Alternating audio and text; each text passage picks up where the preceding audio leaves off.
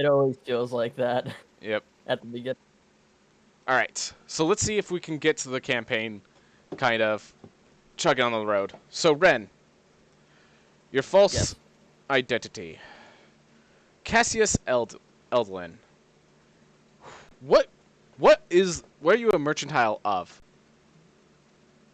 Uh, I would trade like generally needed goods, like anything from well, I wouldn't say like food and stuff like that, but like textiles and um other basic things. Just something to be able to move simple goods to other places for people to buy them where they can't get them. That kind of thing.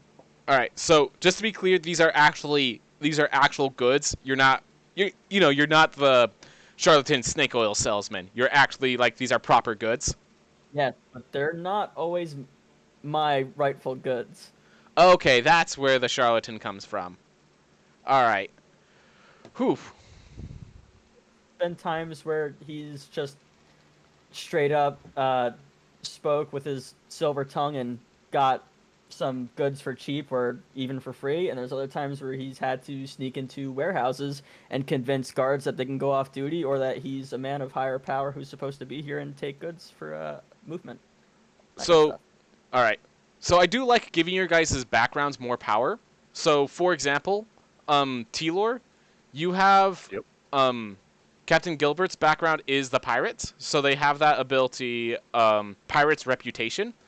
That reputation, I want to be clear, I see it as more of if you know much about the dragon's frightful presence ability, it's basically a lesser form of a frightful presence. At any time, you can just declare to me that you're using your pirate's reputation, and the general populace will back away and not want to get involved with whatever it is you're about to do. Love it. So you have intimidation as just like a backup tool. I'll Whew. definitely be using that. So you said this random loss of coins.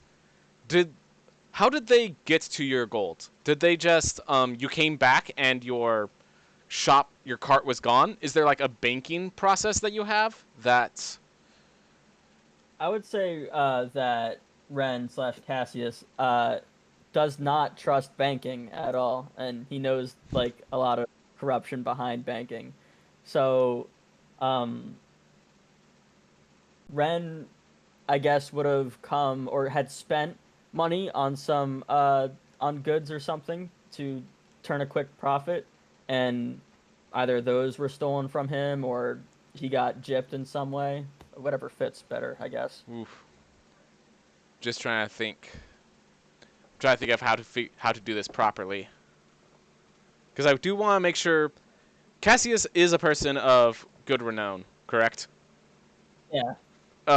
By the way, since you specifically have with your false identity that you do bribe people in nature, I will tell you that the guards of Riftwind, when it comes to the magical laws that they don't fully understand, there is no wavering on that. But when it comes to like inspections and stuff like that, they're pretty open to bribes, though they're quite expensive. So Right, that makes sense. you would know that by now. There are enough merchants that if you bribe them, like you're competing with other merchants of how much the bribe costs. But, whew,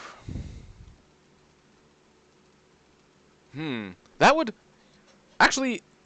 I have a good idea for what happened. Um, you probably actually sold like necessary goods and thought you acquired necessary goods from someone, and when you sold them, like people were getting food poisoning and things of that nature. So there's starting to be with this rival suddenly a poor reputation is starting to take hold. It's not much. It only happened once so far, but you're a little low on cash. You know that this was not. These were supposed to be good food. Someone got involved. Hmm. Okay, I like that. It's always the tampering. I'm trying to think of the game. So, how does this involve Captain Gilbert? Hmm. Sorry, I just need some time to think. Well, food poisoning wouldn't even. I was just about to say, Captain Gilbert could be one of the victims. Though then again, Gilbert has advantage on poison checks, so I think Gilbert would be one of the people that was supposed to be the victims. Yeah. All right. So first, I need to try to think of how does one enter Riftwind? How does one leave? So you're all right if I make up the world that you guys live in the moment, correct? Oh yeah. Yeah, go ahead. All right. I'm trying to like parse through the worlds I have and which one would be best to fit you in. So there has to be enough water for piracy and those sort of natures to occur. All right. So I'm sorry, it's been a very long time since I had to improv like this. I know I can do it. I just suddenly with all the cameras, it's all the pressure kicking in. Yeah. This is when my friends start making fun of me, and then when they're done making fun of me, I have it ready. All right. You're in the town of Ardentfall. It is it's a fall day. Just leaves are coming down. This is a place that gets very snowy, very cold in the winters. It's not if you know how Russia is with the sea, it has a port but freezes over at times. That is the kind of town that this is. So, Captain Gilbert, this is near to the land, but given that this is near to the sea, but given the destruction, this is not generally seen as a port. That being said, this place is only a few cities away from one of the entrances to Riftwind. Riftwind often has a teleportation circle somewhere in any major city. This is one of the port towns a bit further from the major city. The goods that Ren acquired were things that have long time. They last for extended periods of time. Tack, grains that don't rot. They don't spoil. So therefore, going into places that need it, that are further away, made more sense. You thought you would sell the goods here so that people would be ready for winter, and then you'd get the heck out before winter comes. Given the low cash you acquired, given some of it seeming poisoned, and therefore reputation got around, you did not sell the back half of it. If you'd like, you can add up to 20 pounds of rotten food to your inventory, but you have, and so your reason you're low on gold is because that was supposed to be wealth is currently just rotting in your inventory. Oh, good. An extra 20 pounds of disappointment. Just like my stomach. Anyway.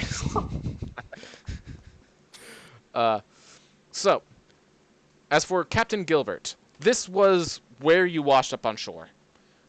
Perhaps it was because of the ice that the thing did not chase you down into this area. You don't know much about krakens, other than they're big, scary abominations of the sea. You've never seen anything like that. You've spent your time coping here. You know it's going to get harsh. You know you need to do something. You have a lot of cash. Obviously, you were a captain of a pirate ship. But you're starting to run low. And the jobs here are like farming. Who the heck wants to spend their life? Well, even where they don't have farms, it's just not the place to be. Especially in winter, there's not going to be much left. This is the people that hunker down, do their things. They're part of it is a very well tight-knit community, but it's not your community. Makes sense. I don't want to be here. You heard from one of the people you were staying at. You were spending nights at a local inn, and you heard from one of them that a merchant recently was selling poor food. You, of course, picked up on the word merchant, someone who enters and then leaves. You have no more place here for much longer. This is where roleplay starts kicking in.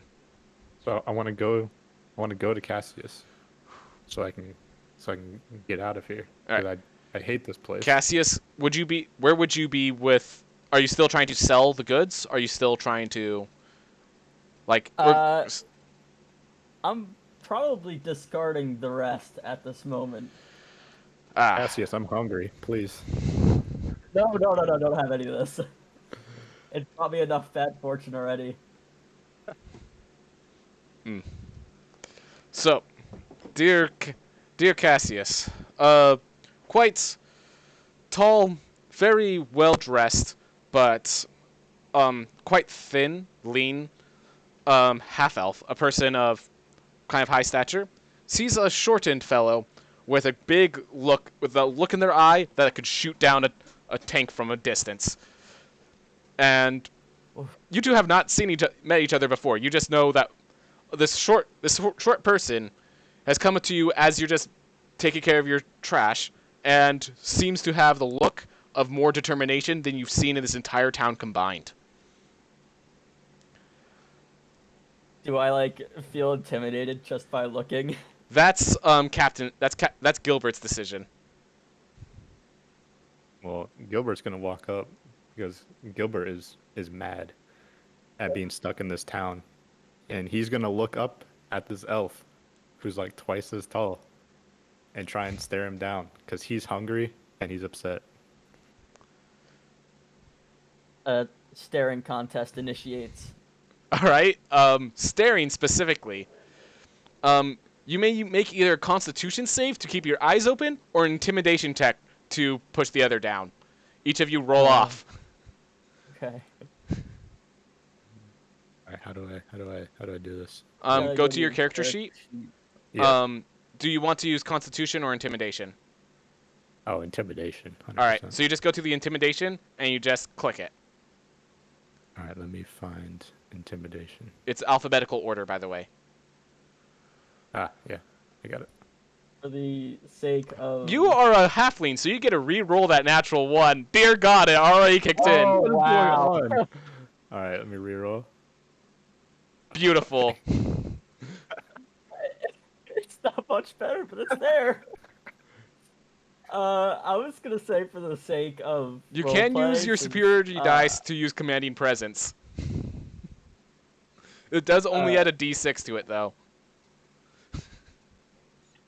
It could be better than nothing, but that's limited. I don't know if I want to use my limited staring Fair at enough. a weird elf. Fair enough. Yeah. All right. For the sake of roleplay, I think I'm just gonna do a save because I don't find my character to be all that intimidating as of right now. All right. So we'll just do a Constitution saving. All right. Well, as you're staring this down, he definitely has a scary look, but the way that they look at your food, you're starting to wonder if they're malnourished, or maybe something gotten, or some of the fall leaves are going to their eyes. They seem like they could be threatening, but then just things are like dirt gets kicked out of their eye. They blink and wince, but you can tell there's strength behind it, but they're not holding on to it very well. Not right now. Obviously, they don't fill in their. This is not their place of authority here. Can I help you? I'm hungry. You're not gonna want any of this. I'm a shadow of my former self. I don't care. I'll eat it. All right, go ahead, have some, I guess. How much can I have? You want a full meal? Absolutely. I All right. A full meal Make a in Constitution weeks. save. You have advantage because you have advantage against poison. Alright, so that would just be clicking on Constitution. So right? before you do, at the very top where it says normal, advantage, disadvantage, click advantage. Got Now it. you roll. Now you hit the Constitution button. Let's see if you roll better than a 2. Beautiful. Wait. Why is it only +2? Constitution should be a +4 for you. Oh, you hit Constitution, not Constitution save. Oh, my bad. So there's Constitution to the left, and to the right there's those saving throws right there. That's why I was Yeah, meaning my for you bad. to click. There we go. All right. My gosh. I guess the fact that I'm here is causing these saving throws to go pretty far south. But nonetheless, that is enough. You managed to hold down your food. You do realize you just ate some... Okay, actually, hold up. You eat... You drink alcohol. You are a pirate. You notice as you're eating it that this food isn't spoiled, because you've had spoiled food at times. You eat the rough stuff. This stuff seems like it was actively poisoned. Yeah, there's something up with this food. Yeah, I know, You have it's anything to do with this? No, I bought these goods and I was gonna sell them to the people here, but they're bad. They're spoiled. You could have said that before I scarfed it down. I told you they were bad, didn't I? I think I I did. mean, I'm hungry. I don't care. Then why is this an issue? I don't know. I'm just upset. I want to leave. Hmm. Me too. I actually need to lay low for a while. The people aren't gonna be too happy with me around here. What do you want to do? We both want out of here. By the way, I this poison, um, you've actually faced it before. Sawaguins. I mispronounced, I'm sure, but there are creatures of the sea that you've had to fight at times that will tip their spears in the very poison that this was poisoned with. Um, Sometimes people nearby seaports can purchase this from this. Like they use this, they actually purchase it from Sawaguins, and sometimes pirates who survive attacks will sell it themselves after capturing and defeating them. So, whoever poisoned this food lives near the port cities. I never caught your name, by the way, merchant man, elf merchant. What is your name? You can call me Cassius Edwin. And what would be your name? My name is Captain Gilbert. Don't forget the Gil. captain. Where's your crew? I don't want to talk about it. They're not here right now. Oh, well, I hope they're well. I hope so too. Oof. So, with that, the path towards Riftwind is further inland, but there's a city by the shore that Cassius has gone to probably recently as they were moving around. That is by the seashore. If you guys want to check there instead, because well, Gilbert, you never told him that where the poison would be from, correct? I have not. No. All right, then I see no reason why Cassius would want to go back to where they bought the food. So, Yeah. oof. So it's So about how did you eat that without getting sick? What'd you say? How did you eat that without getting sick? I have a tough stomach. I've eaten many things that you wouldn't want to know. Sea life is hard sometimes. You know what? Yeah, you're right. I don't want to You know. really don't. oof. So if you travel now, I believe it will be a 3-day journey. There is one stop at a town along the way to get to the port towards Riftwind. That being said, when you get to Riftwind, it is quite expensive to actually go there. Currently, so the way I would say is if since you guys do not have access yet, you will need 100 gold, meaning somehow along this path to Riftwind, you are going to have to earn some money. Cassius, you're a merchant, right? You've got money. I had money. This shipment, I was really banking on it for a quick turnaround on money. So I'm actually kind of flat broke. I was face down on the beach, staying in some random old lady's house, and I have more money in my pockets than a merchant who's been selling every day. You sound like a horrible Hey, merchant. easy on me. I'm down on my luck right now. No need for this third degree. Well, you're a merchant though, so how do you think we should make some money? Well, I would have to go back to Riftwind if I wanted to make some serious money, but I don't see that being feasible right now. Do you know anybody around here who has you can get some products for cheap from? I doubt that I would be able to make any sizable profit in here or around here. That wouldn't take a very long time for us to, or for me to be able to get back to Riftwind with it. And I'm not looking to stay here for even this night. Well, we could head towards Riftwind, make a stop along the way, try and make some money there, because this place is a ghost town. I hate it here. Oof. It is very much Probably a be able small to town. find. Most of the people here are like field workers that during the winter find other things because crops don't grow during the winter. It's approaching. You seem pretty set on getting out of this place, particularly with me. I never said I I would. liked you. Well, I no, never, I I didn't never say said I that liked either. you. But I think you look like you've. I mean, you're a captain. You look like you've seen a battle or two at least. Um, I'm sure with our s- capabilities, at least what's on the surface, should be able to get us to where we're going, and possibly even help us get a little more value in our pockets, depending on what happens. Because these lands aren't exactly uneventful. I agree. I haven't had great experience with your kind before, but I'm willing to settle just this once and get out of here. All right.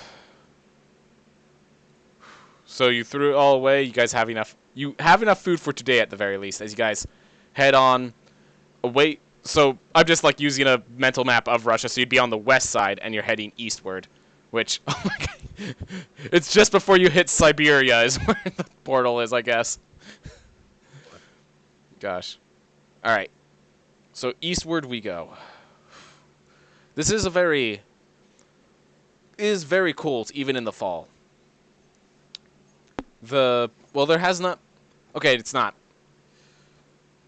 I need to mentally think this through before I just contradict myself. I'm sure I've already contradicted myself. Whew. As you move eastward, there are. How do you guys travel, by the way? Um. So, are That's you if guys you have just a traveling just by foot? Even like as a merchant, do you just keep it all on your person? I suppose maybe I had carts or hired some people to bring it here, but I can't really continue to pay them now. So if that were the case, so yeah, I guess on foot. I will state that you guys still have a cart that you can easily just carry, with one man. Like it's be a very small cart, but you do have a cart to like carry things if you need to.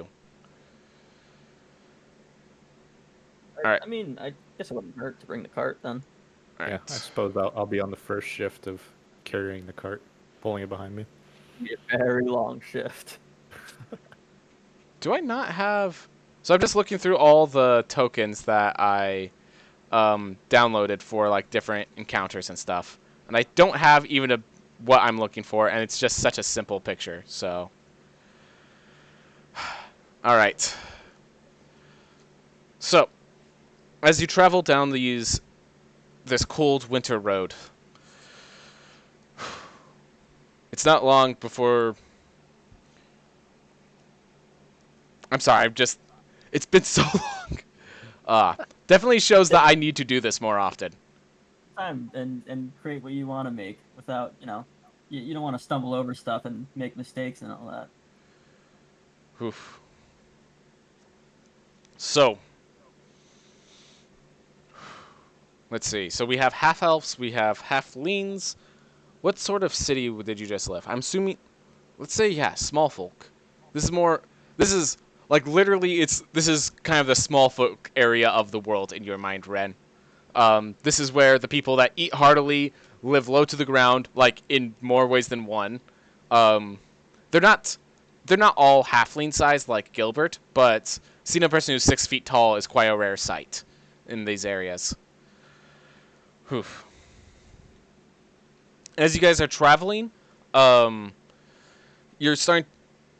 Um, it does take 2 days to get there. So as you guys are setting up a camp to sleep on the side of the road, something that Ren has had to do a few times. Gilbert, I think you're starting to learn to just by getting sick and tired of this area. You do notice, as you're like setting up camp, you set up the fire. What is everyone's passive perceptions? Let's see. Ren is 13, and Gilbert is also 13. All right. Let me just make a quick GM roll. This is plus. All right. Perfect. So you see a group of 4 others, like from a distance, away from the road, start approaching where you two have set up a campfire. We both see this at the same time then? Yeah, you both have the same passive perception, so you see them coming off.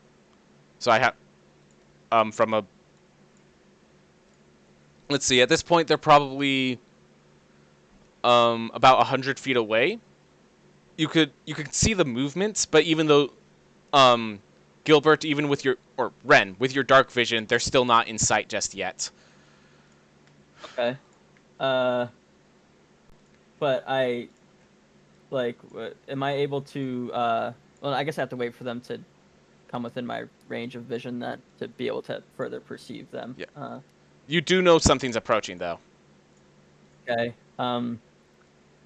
Hey Captain, you see that, right? See it. I don't know what it is, but I'm not scared. And By I the back way, down from the challenge. All right.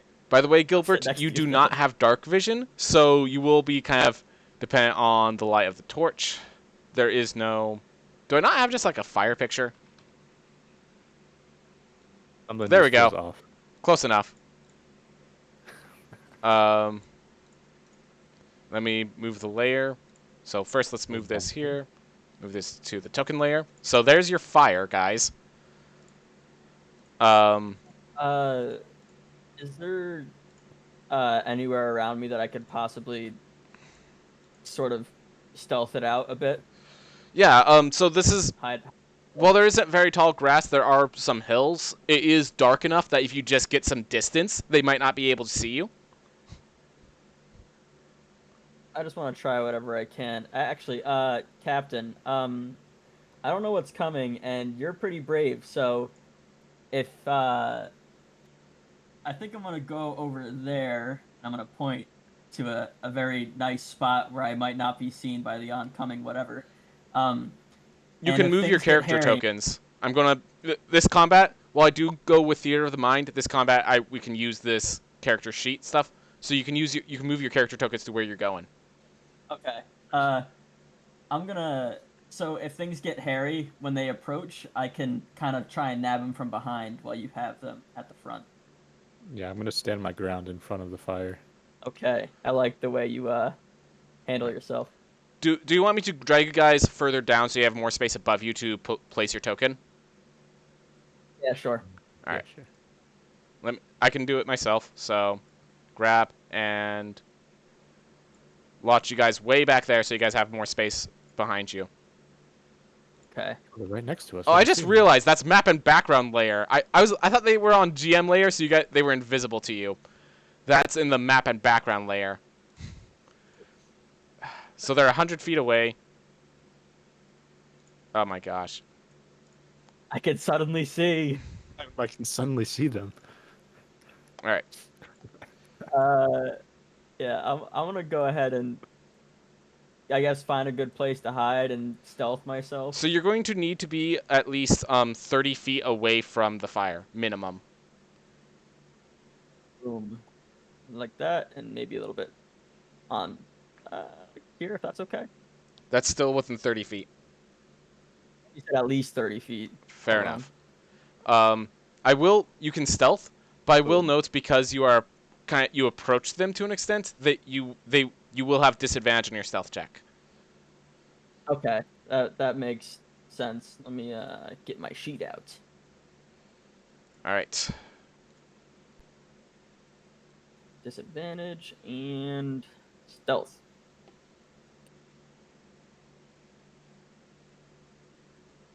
Wow, that could not.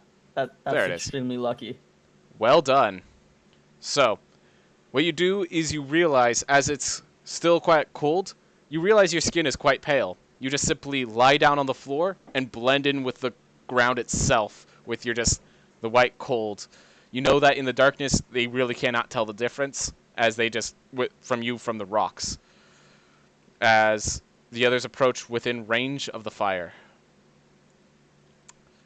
I'm just using goblin tokens, but these are actually like humanoid, or more human-esque.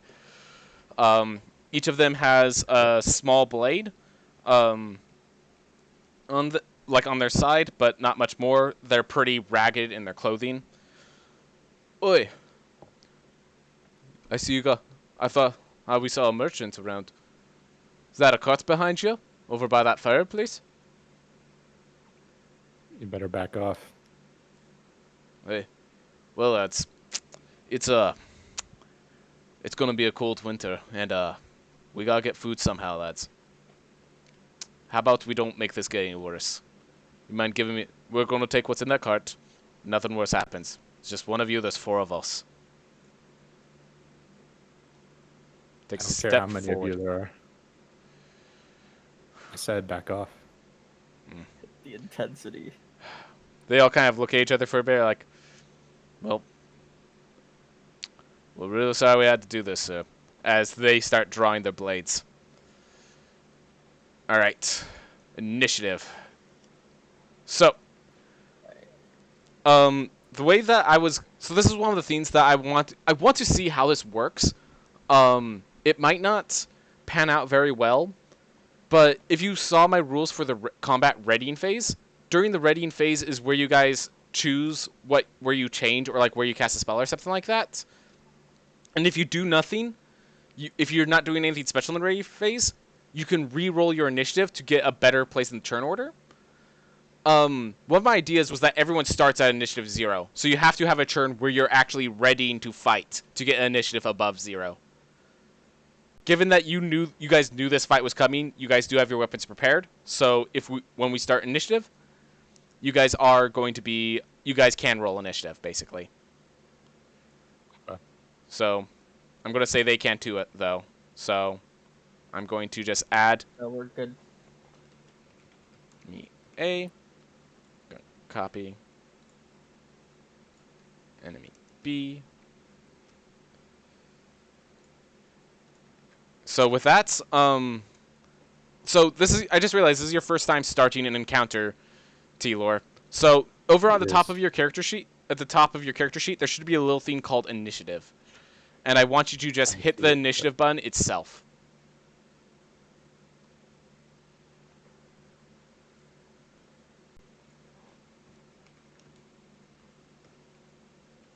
Meanwhile, I'm going to roll the 4 initiatives for the bandits. Always say that. So that's not initiative 46. That's just all 4 of my rolls being done on a single sheet.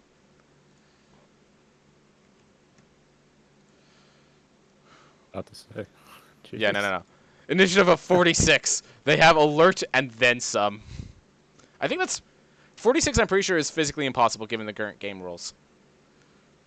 Maybe if you guys want to roll initiative, we could start the fight. Captain Gilbert, I'm assuming you have your sword, but I'm assuming given their range, the gun's not being pulled out just yet. Exactly. Okay. Ren, I'm assuming you have whatever inventory, whether it be a short bow or whatever sort of item you have.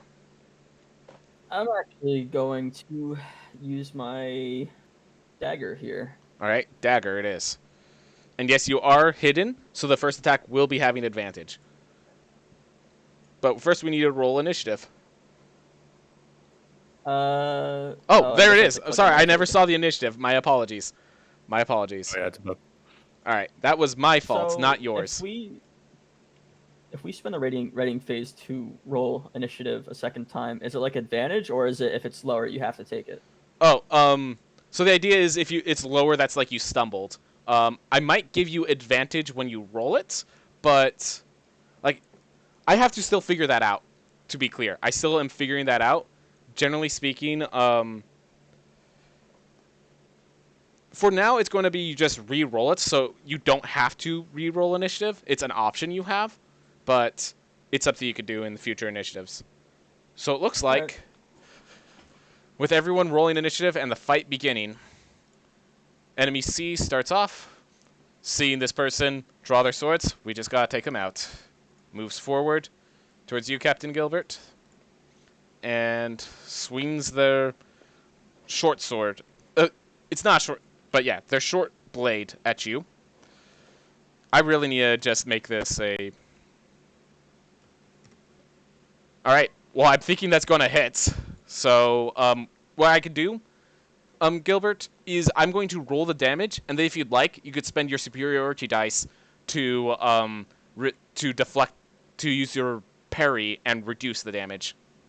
That is exactly what I was going to say, actually. If I Yep. could use the parry. So yeah, you get to see how much damage it does first. It does 5 damage, so now you can use the parry if you'd like. I would like to. All right, so go ahead and roll. It's a d6 plus 3. All right, so slash R. So just 1d6 plus 3. Yep. So you resist 6 damage. So it does not go into negatives, but as they swing their sword at you, you just take your sword and smack it away from you. They got close, but not close enough.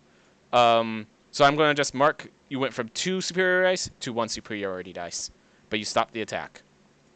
All right. Then the enemy on the other side comes over, flanking, but you've dealt with worse weather than just a person with a sword on their side. I'm just going to roll the dice and add the modifiers afterwards. But they obviously are not used to that. As you parry the blade, you throw it kind of past you and use it to just block the attack of the other person, allowing you to avoid that attack as well very easily. Suave. All right, Ren. As you see a person who just took on 4 people and is now just parrying as they're in between people, you feel as if you chose a good person to go with you. I'm glad I fed you my poison food. I mean, my off food. All right, but it is your turn, Ren. I have a question. Would I be able to use my short sword instead, or did I seal my fate?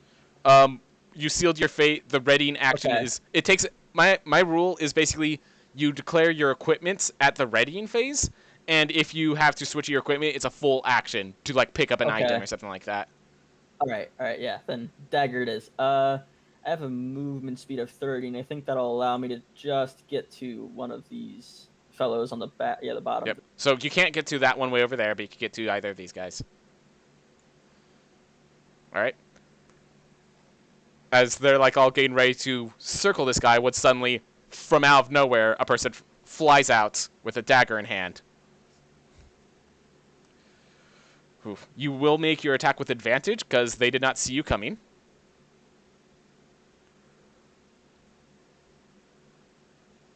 Is my thing just like not loading properly? Or have you not made your attack yet? I do not see it either. Okay.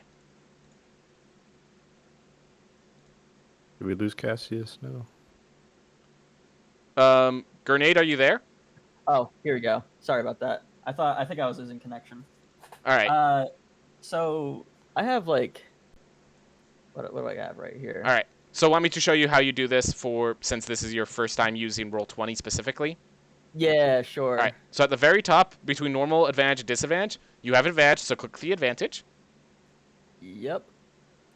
All right. All right. Then down, before you see the global damage modifiers. This means you're getting sneak attack, so make sure to check the box for sneak attack over on the left. Oh, I checked off. Yep. True strike. And then you make your dagger attack, and everything should be modified with it. Oh, that's awesome. Here, So- let's- dagger. So rolled an 18. It only dealt 2 sneak attack damage, but was 7 on the base. So that's There you go. 9 points of damage chunked into this guy. This is the enemy D. Yeah. I'm just going to put that there. As their blade is in there, that obviously greatly wounded them, but they're still standing. It's like they realize we've been ambushed. As I'm assuming your turn's over because you moved and attacked. Yeah. All right, so it's the enemy that you just attacked swings right back at you. I'm just gonna roll the d20 and add the modifiers later, but the wound is great enough. You just push deeper as they try to swing, and it just messes with them. They can't make a blade. They can't use the blade with enough force to actually hurt you. They're very grievously injured. Captain Gilbert, Yes. you're facing 2. It seems like your dear Cassius is facing 2. There's a move I'd like to do. How do you do the thing with the pink arrow that happened earlier? So you see the ruler. So at the top left, there's a select move, and you keep scrolling down. There's a circle with like a jagged line. That's a ruler. Got it. Your arrow should be blue. Okay. What I would like to do is ideally because let me pull up the character sheet real quick. The nimbleness, can I only go through one character space? You can so you can actually go through if you want, but I will warn you, because you have these two guys right next to you, if you try to move through, they'll both get a free attack against you because you're engaged in combat with them. If you leave their space, you either need to disengage as an action or just take them out first. Okay, I will not be doing that then. I would like to use my expertise, and I ideally want to make these guys headbutt each other. All right. So let's see. Headbutting. So the way that headbutting them would work is that you would grapple one and kind of use them as a weapon against the other. Exactly. That will take you 2 turns. One turn to grapple and another turn to like throw it at the other. So I will warn you that if you would rather just swing at them with your sword. If it's 2 turns, I'll take a swing with my sword. Yep. All right. So make sure to switch yourself back to normal. You don't have advantage right now. Yep, so normal. And I'll attack the enemy on the right of me. All right. Swing. So normal, and then that. Yeah, that's going to hit for 11 max damage. And that is actually just enough as you puncture apart, as you know how to injure a person. You've had many fights before. This is no different. You go for the chest, you strike true, and you drop them with one single strike. Don't mess with Gilbert. Yep. Good They motto. are down. And we can remove enemy C from initiative. All right. Then we have enemy B, who is this last one here, who seeing that their friend was ambushed. You know what? These aren't too smart. I'm going to actually have them go help their friend with that monster there, which does give you an opportunity attack, Ren. Okay, cool. So, I have to take off my sneak attack modifier for that, right? Since Yep, he's no just longer- unclick that check mark and move from advantage to normal, and then swing. All right, and swing. All right. Unfortunately, an 8 does not. You managed to throw your blade out, but your blade was still stuck in the other person's chest when you first swung, meaning you did not have enough reach. Ugh. Yeah. It is now enemy B comes in swinging at dear Gilbert. Oof.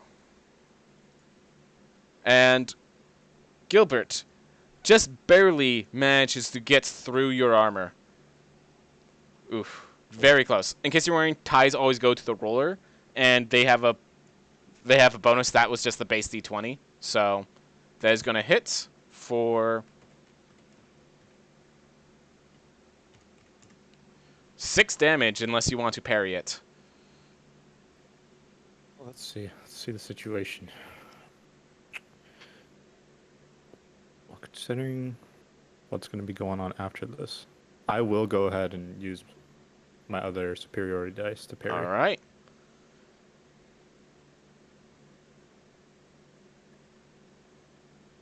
Oops. I could probably make a macro for you later so that we can do this really quickly. Oh, that's the wrong That's okay. It's just a slash R D6 plus 3. Yeah, that's what I was trying to do. Okay. 1d6 plus 3. All right. 5 of the damage is reduced. So as you see the blade coming, you push it aside once more, and the blade slightly grazes your arm, but you're still all right. You take 1 point of damage, bringing your 12 to 11. Whew. That closing phase, no one surrenders. This guy is dying away. They can't really do anything about that because they're still panicking trying to stop you in the first place. Readying phase, any equipment switching or anything of that nature you guys plan to do? Yes, short sword time. All right. So Ren switches from their dagger to a short sword. Do you wish to wield both? Um, But well, would I be able to attack with both? Bonus action, 2-weapon fighting. You definitely Um, deal much less damage, but with the second attack. But uh, I mean, no, I'm just gonna stick with the short sword. I don't all think right, Ren, keep your hand like free. roleplay wise, is very versed with using both his hands at the same time, other than when shooting a bow. All right. Oof. Captain I'm Gilbert. gonna I'm gonna stick with the sword. All right. Given that you made no changes, Captain Gilbert, would you like to re-roll initiative? I would. All right. Congratulations, Captain Gilbert. It just became worse.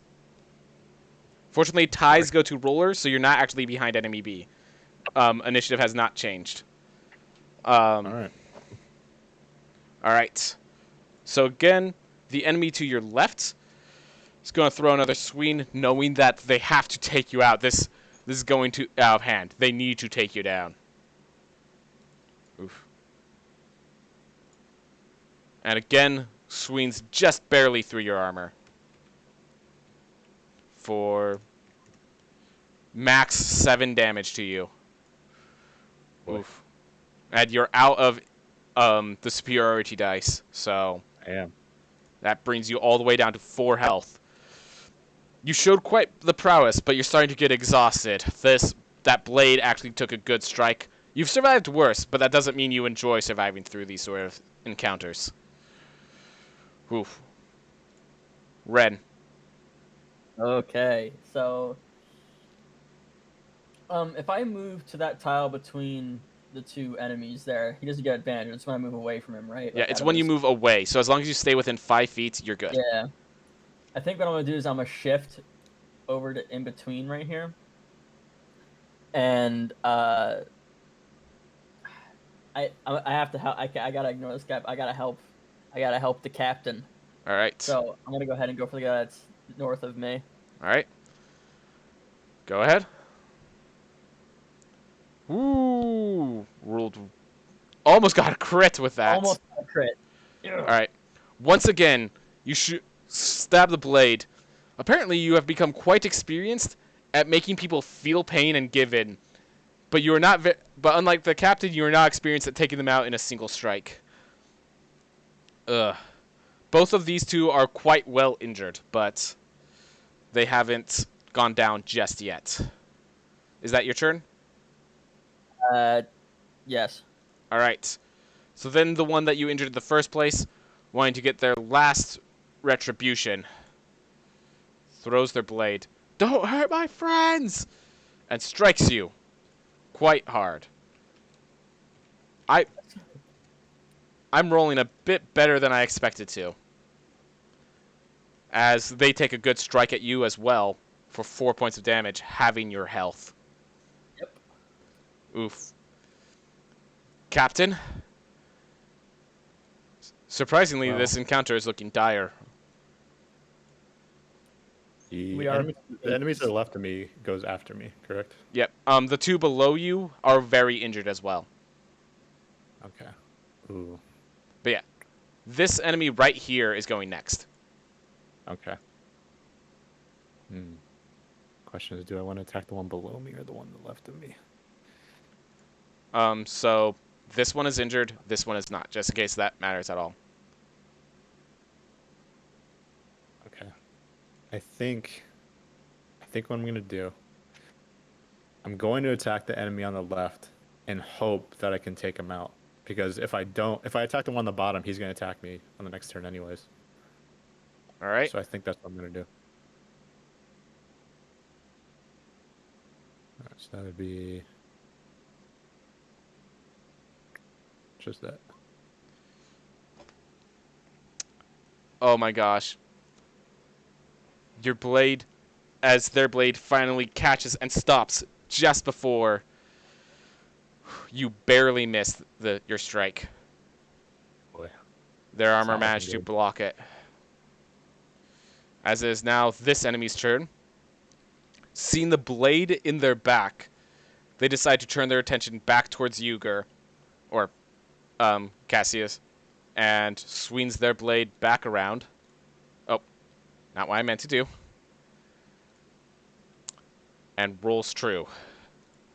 Pray I roll low. Moment of truth. I rolled Oh. low. Half your health again, but that's good. Yep. For a lot.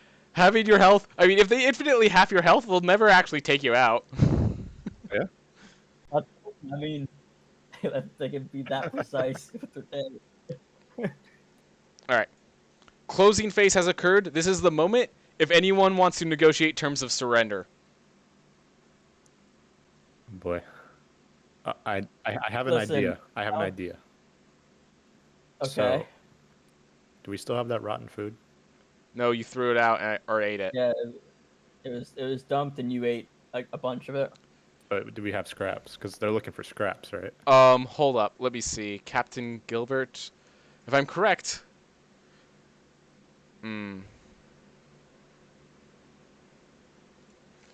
Make, you know, I'm just gonna have you, if you would, make a wisdom check, just flat wisdom, as to whether you'd be wise enough to have chosen to keep the scraps with you, so you might have a few yourself.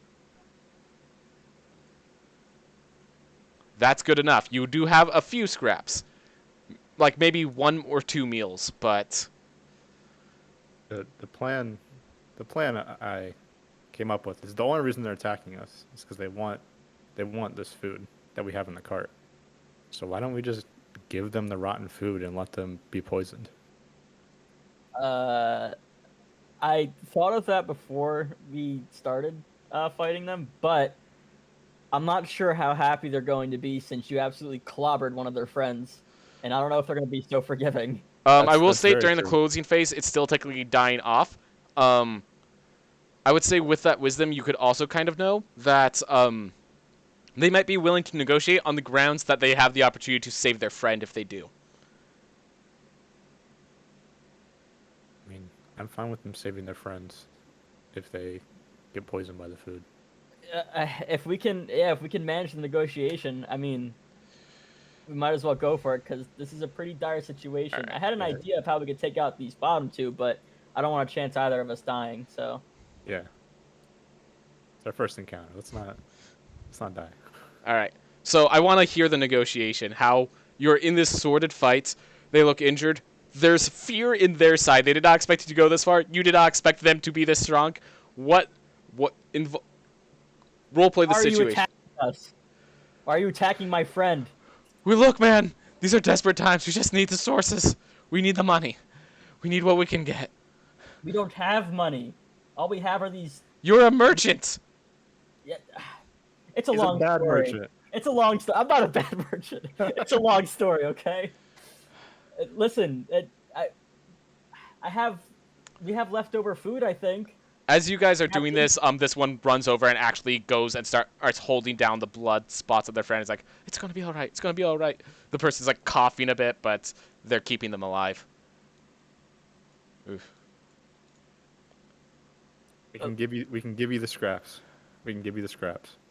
We don't need. What's in the barrel? What's in the cart? Cassius. It's some leftover food from my recent trip from the nearby village. We're taking the cart too. Fine. All right. You can give him the cart. Is this fight over then? You're done with this? Yeah, I suppose. Sorry for beating your friend. Hey, that's what happens when you get this desperate. So the 4 of them What understand people? grab their stuff. They take the cart, put their injured friend in the cart. One's holding them like you're going to be okay as the other 2 move over. They have your food. They put it in the cart with them. And they carry off into the night. Where they're going, it's off the road, but you don't know where precisely. At least we still have our fire. Yep. They weren't here to Yeah, take your fireplace. They're here to take your stuff. I'm gonna cozy on up back by the fire over here. I ain't feeling too good. It's time to warm up. All right. So, I'm assuming now is when you would be taking a short rest, since you had a day's journey. Jeez. Definitely. All right. Cassius, because this is a short rest, you technically would have to spend the hit die if you want to heal yourself. I feel like I have to, so Yep. So you're spending the hit die. As I said, during short rest, healing is maximized, so you're at full health. Captain Gilbert, you have a special advantage. You have this ability called Second Wind. Oh, I see that. You could spend your Second Wind, gain a D10 plus 1, which is maximized to 11, and then you still regain it at the end of the short rest. I would absolutely like to do that free heal. Fantastic.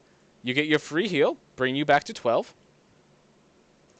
You then short rest. You did not use your hit dice, and because it's a short rest, you got your superiority dice back. Do I get both of them back? Yep. I put it to 2. Awesome. Yep. So in case you're wondering, this is what I mean by saying fighters at level 1 are a bit more important. Yeah. That's what I figured when I was using the second parry. I'm like, I hope we get both dice back when we rest. All right. Yep. So yeah. Also, I am quick variant rule just because I thought was stupid in 5th edition. When you take a long rest, you get all of your hit die back, not just half of it. okay. When you guys made camp, that was eventful.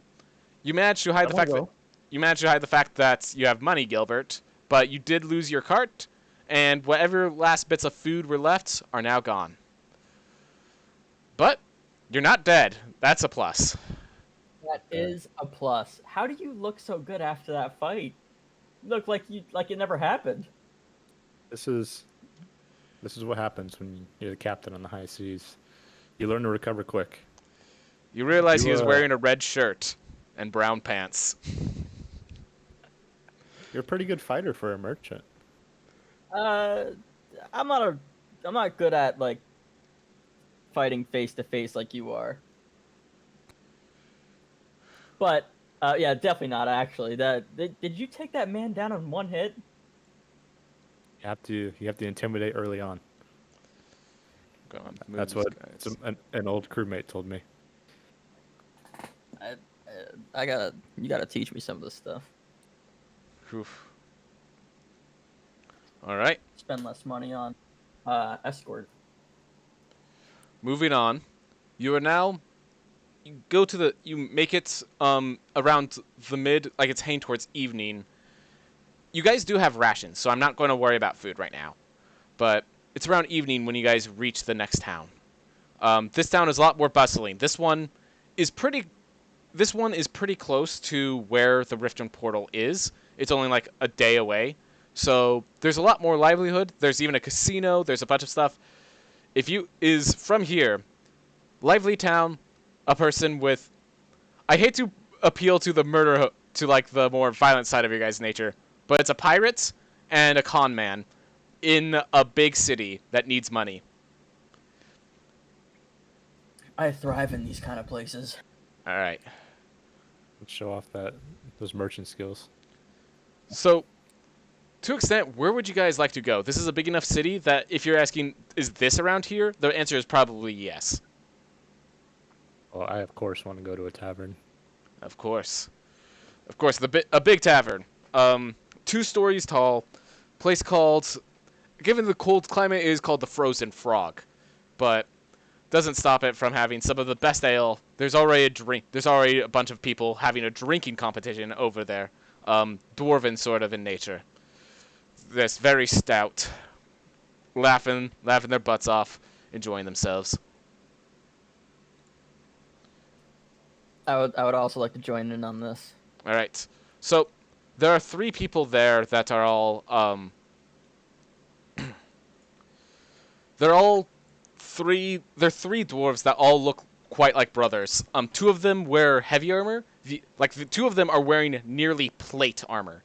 Like it's a few steps down from plate. And another one has half plate. The one with half plate is just quietly drinking their beer on the side, while the other 2 are cheering, slamming it, laughing, and chugging it down. They have bought a round for everyone, and as you guys walk in, you actually both get a drink just offered right to you. What a lovely place. I love it already. Bunch of random commoners, people more halfling in nature, in size. That the dwarves are actually kind of they're everyone here is about dwarven in size. Some a little taller, but generally speaking, all just having a rambunctious party right now.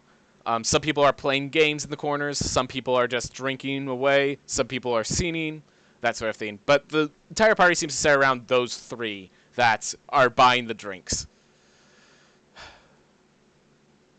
So Cassius, you see anybody who might be vulnerable for getting some money off of?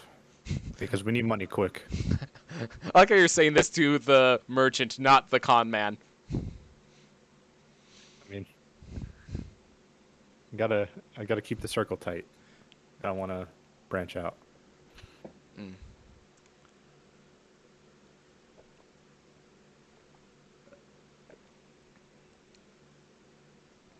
There are, so as I said, there are several games. Some of those games are gambling games, games of dice, games of cards, games of that nature. Some are just people relaxing. There's plenty of drunk people if you want to just talk to a random humanoid that's drinking away over in the corner. Things of that nature.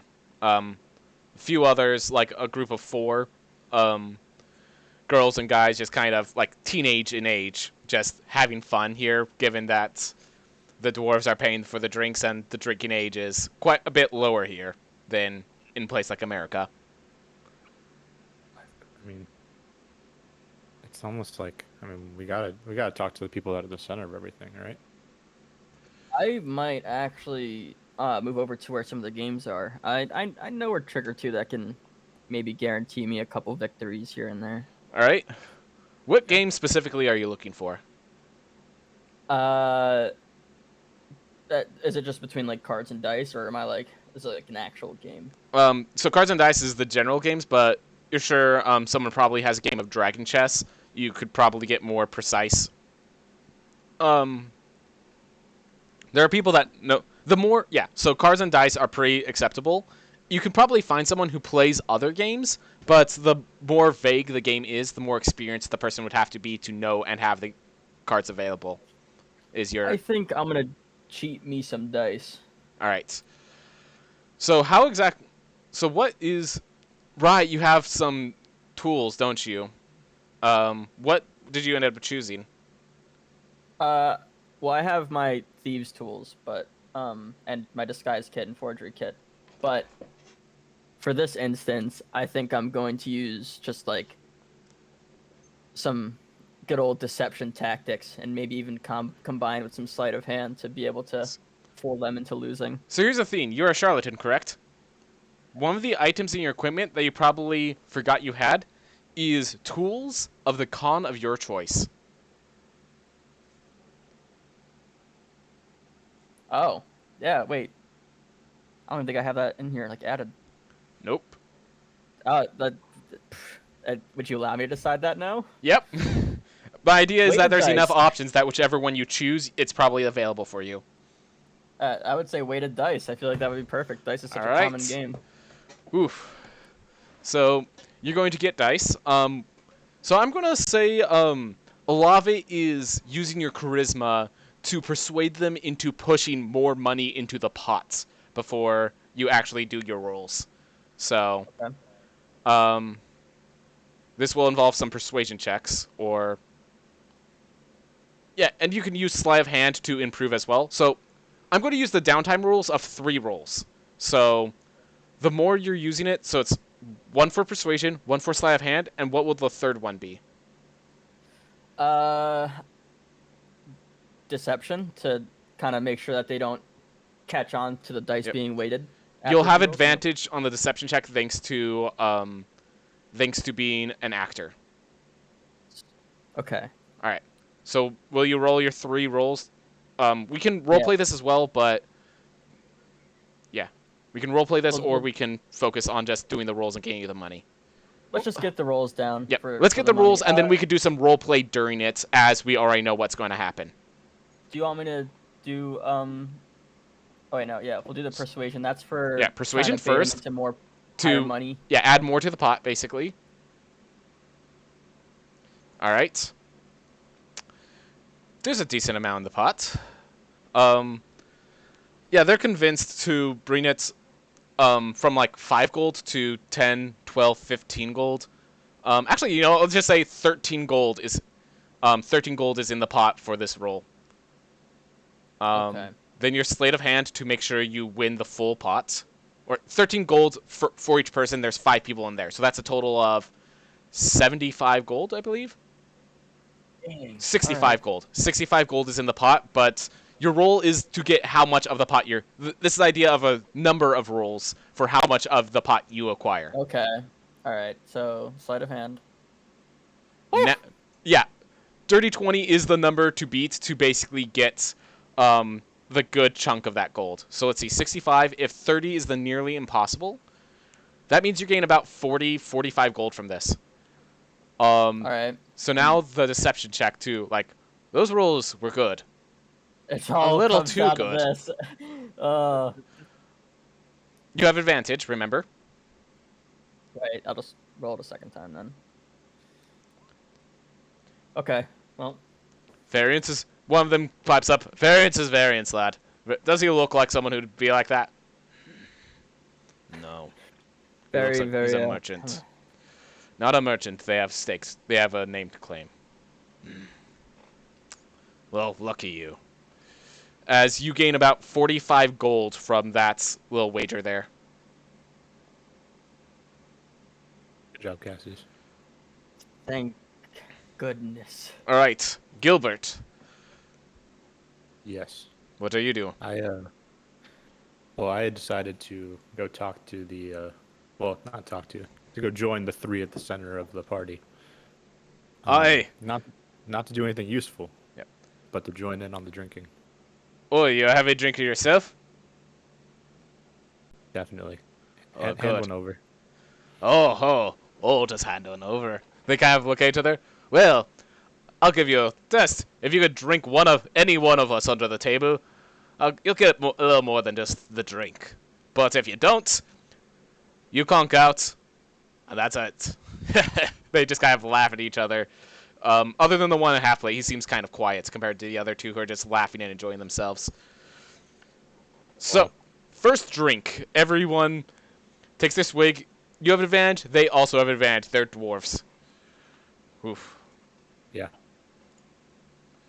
By the way, name's Eric. The other one over there, that's Eric. And this quiet one, he's Eric. I'm going to call you all Eric. Hey, that's what most people do. Oop. Forgot to do the toggle advantage. Alright, so toggle advantage. And which one are we rolling? Constitution save. Boom. Well, one got a crit. Oh boy. See, these are not the exact rolls, but they are at advantage. Oh my gosh! Oh boy. Well, one of them... Wow. Oh my! You're kidding. Alright, so Eric is perfectly fine, just laughing it off, just like, oh, this kid thinking he could drink us off the table, as the other one literally passes out as he's laughing about this. Eric? Eric? You alright, lad? Oh. Well, I guess you did it. I'm not even drunk yet, are you? Not at all.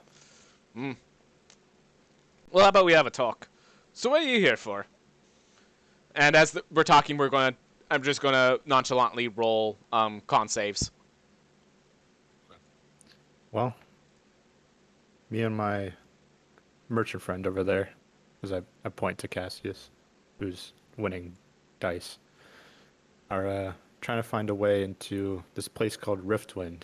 You ever heard of it? Oh yeah, Riftwind. We're actually celebrating about that. We found a way in. We've got the good in, the 3 of us, all together. Well, usually you're supposed to be taking the hits for us, lad, as he's like slapping the one that's unconscious. Oh, well, it'll be good. Drink! As they all take another swig. The one that's in half plate just puts their drink down. Like, it's good for me. Really, you're gonna stop now? Just kind of nods his head. As he's like, alright. Where? How about you? You're starting to get a little woozy. You're starting to get drunk. You're starting to get drunk.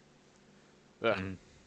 Hey, so what are you planning to do in Riftwind? I'm here for adventure. Oh, you think you become an explorer then? They have some weird routes, some weird magical doohickeys that decides whether or not you can be an adventurer. But the three of us made it through. Don't know how, don't know why, but it is. And it's great. The three of us. We're going to be adventurers. Here it has something to do with... Knock on wood, lad, but... Apparently they're a little... How do we say this? Short of staff. And how do I go about becoming an explorer like you guys? Well, you just talk to one of the people in Arcasol. Okay. But from there, they just kind of... Often they just say yes or no. You don't really have a test or anything, they just say yes or no. It's kind of weird, kind of arbitrary, but when it works, it works. I think they're saying yes a bit more often, though. I think we can manage that. It was a bit more sparse last time I entered. Drink!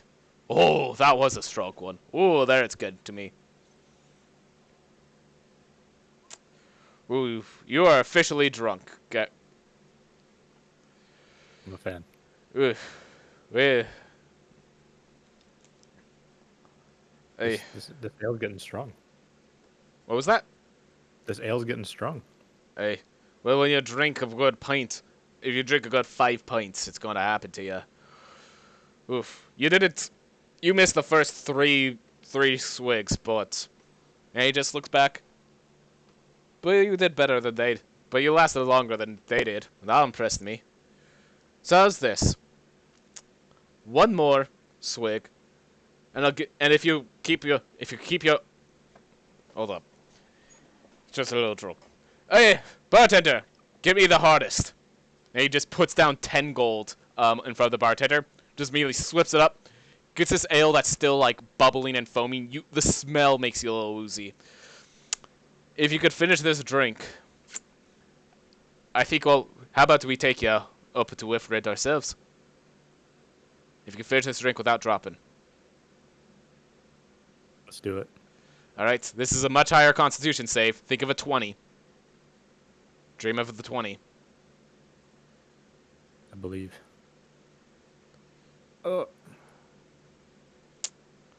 Unfortunately, you get yourself, there's still like about 1 sip left. And as you bring it up to your mouth, you collapse onto the floor behind you.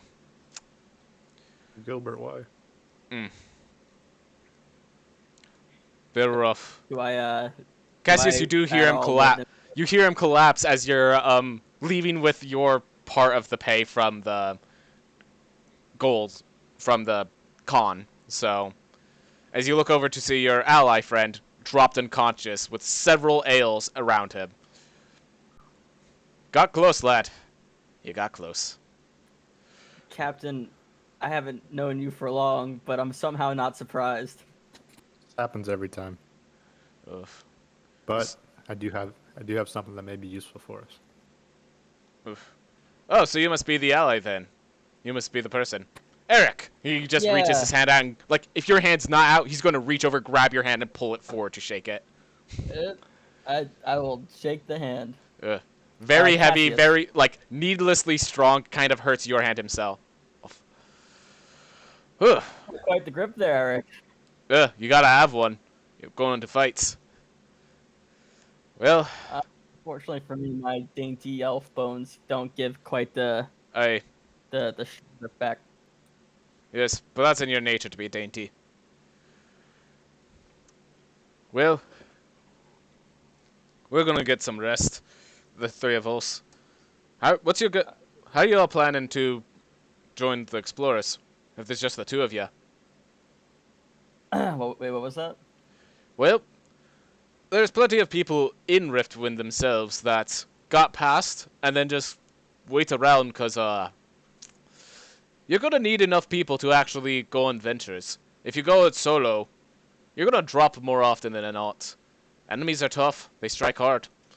Whatever threats you're dealing with, could be. Yeah, I feel like I've gotten a taste of that quite recently. I mean, I'm sure we'll think of something, Well, but whether it's hire people or just find friends along the way. mm, well, as a merchant, I'm assuming you have enough money for that hiring.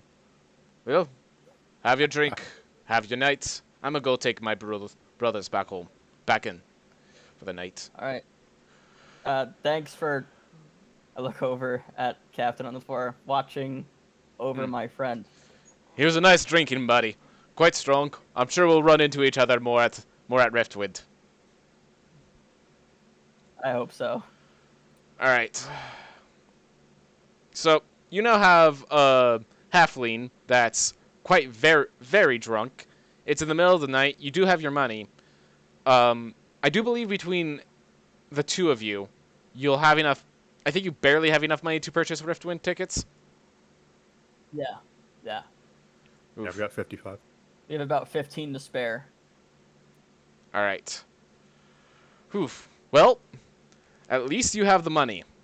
At least you have the money. Yeah, yeah. I suppose. So where are you staying for the night? I was gonna say. Well, I guess it's on to me. How much would a room be here? 2 beds.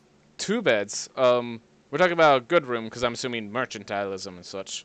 Then three. Then that would be 3 gold. Uh, sure. I hand over the 3 gold there. All right. He reaches out, pulls out one of the keys from the top hat. There's like a row of keys he takes out from the top shelf. Here you are, lad. Good. Get your rest. That's room D6. So, right next to, not far from those dwarves that are having a party. Hope they don't keep All you right. up. I'm sure I'll manage. Thank you. All right. I'll Well, take the keys, and I guess it's time to lug my friend up to the room. right. Whew. Well, guys, do get your rest. And yeah, with that short rest, you do recover from your drunkenness. Um, there you can go on the road again. You do see the as you guys are still waking up, the Erics, all of them have already left. Like you see, as you're still like you wake up to the sound of their carts, them loudly getting their cart on the road and moving out. They do make noise every time they leave. They're literally yelling and shouting from outside as you guys. It's like the crack of dawn. They seem to make noise whatever they're doing. Allowed everything with everything to do. They yell in their sleep. You all right over there, buddy? You able to get up? Oh yeah, this is nothing. Nothing compared to. Make one more Constitution saving throw. Again, Okay. advantage. Ugh. Checking for hangover. All right, you're good. This is nothing. This is nothing. That last bit That of was my alcohol, first you're impression. still tasting in this moment. It's delicious. It was some good ale. I think if you haven't heard, I'm pretty sure the Erics just left. I was hoping to catch them. I was gonna see if maybe we could have them accompany us since the road's kind of dangerous from what we told or from what we saw. By the way, you Did recognize say- you recognize the ale as something known as Dragon's Drink. It is known for like when you first drink it, it doesn't taste much different from any other ale, but the aftertaste remains for a very long time. Some have apparently this is Captain Gilbert. You just know it has a good taste. Apparently, mages actually value it for something. You don't have Arcana, so I just like the taste. yep, tastes good. The Erics did say that they were explorers in Riftwind. We could tail them. That is true. Were you talked to them? Were they did they say anything about heading back in that direction or? They said they were heading They're back heading. there. You can just tell by their yelling that they're heading down the road you guys are heading down. I suppose we might as well tell them, and if they catch on, we can just say we've been trying to hire them or something, so we don't seem like we have ill intentions. Yeah. 'Cause we- Maybe even save him from a fight. Yeah. Who knows? All right. Uh, I guess let's get our stuff ready and head out then. All right. So you guys are going to try to silently tail these guys? For now, I guess. Or, I mean, yeah. Yeah, it sounds like a good idea. I like the idea of having the opportunity of helping them out. All right. Yeah. So, so for groups checks, because you both are capable, I don't want like one person rolls really badly, one person rolls really well, therefore it fails both of you. I'm just going to have you both have proficiency, so you can group together. One of you rolls the stealth check, and it's for both of you. Whichever one you guys trust can get the stealth. Uh, Probably do you, we- right? yeah, I guess. Just normal stealth check. Yep, just a flat roll. I'm going to see their passive perceptions. All right, that basically covers it. Yeah. So while these are grasslands and there's not much cover, that also means it's very easy to see them from a distance. You can tail them from a good 200 feet away, without losing sight of them and without while still knowing what they're doing. And at 200 feet away, it's very easy to keep yourself hidden. Whew. So you do see a point where, in fact, a bunch of wolves seem to encircle them, and you get to see for a moment the way they fight. Every single one of them uses a warhammer in combat, except for, and each of the warhammers seem to be imbued with a different kind of magic. They literally just kill as they kill the wolves. They kill 3 of the wolves, and then the rest run. And as you guys come across it 200 feet later, you see one has its like head singed, one has its each of them is done a different way. One, their head was singed. You recognize this. You have Arcana, so you recognize one of them was casting green flame blade. One was seeming to smite them, like with divine magic, and the last one like has thorns and stuff in their body. They were actually using nature magic.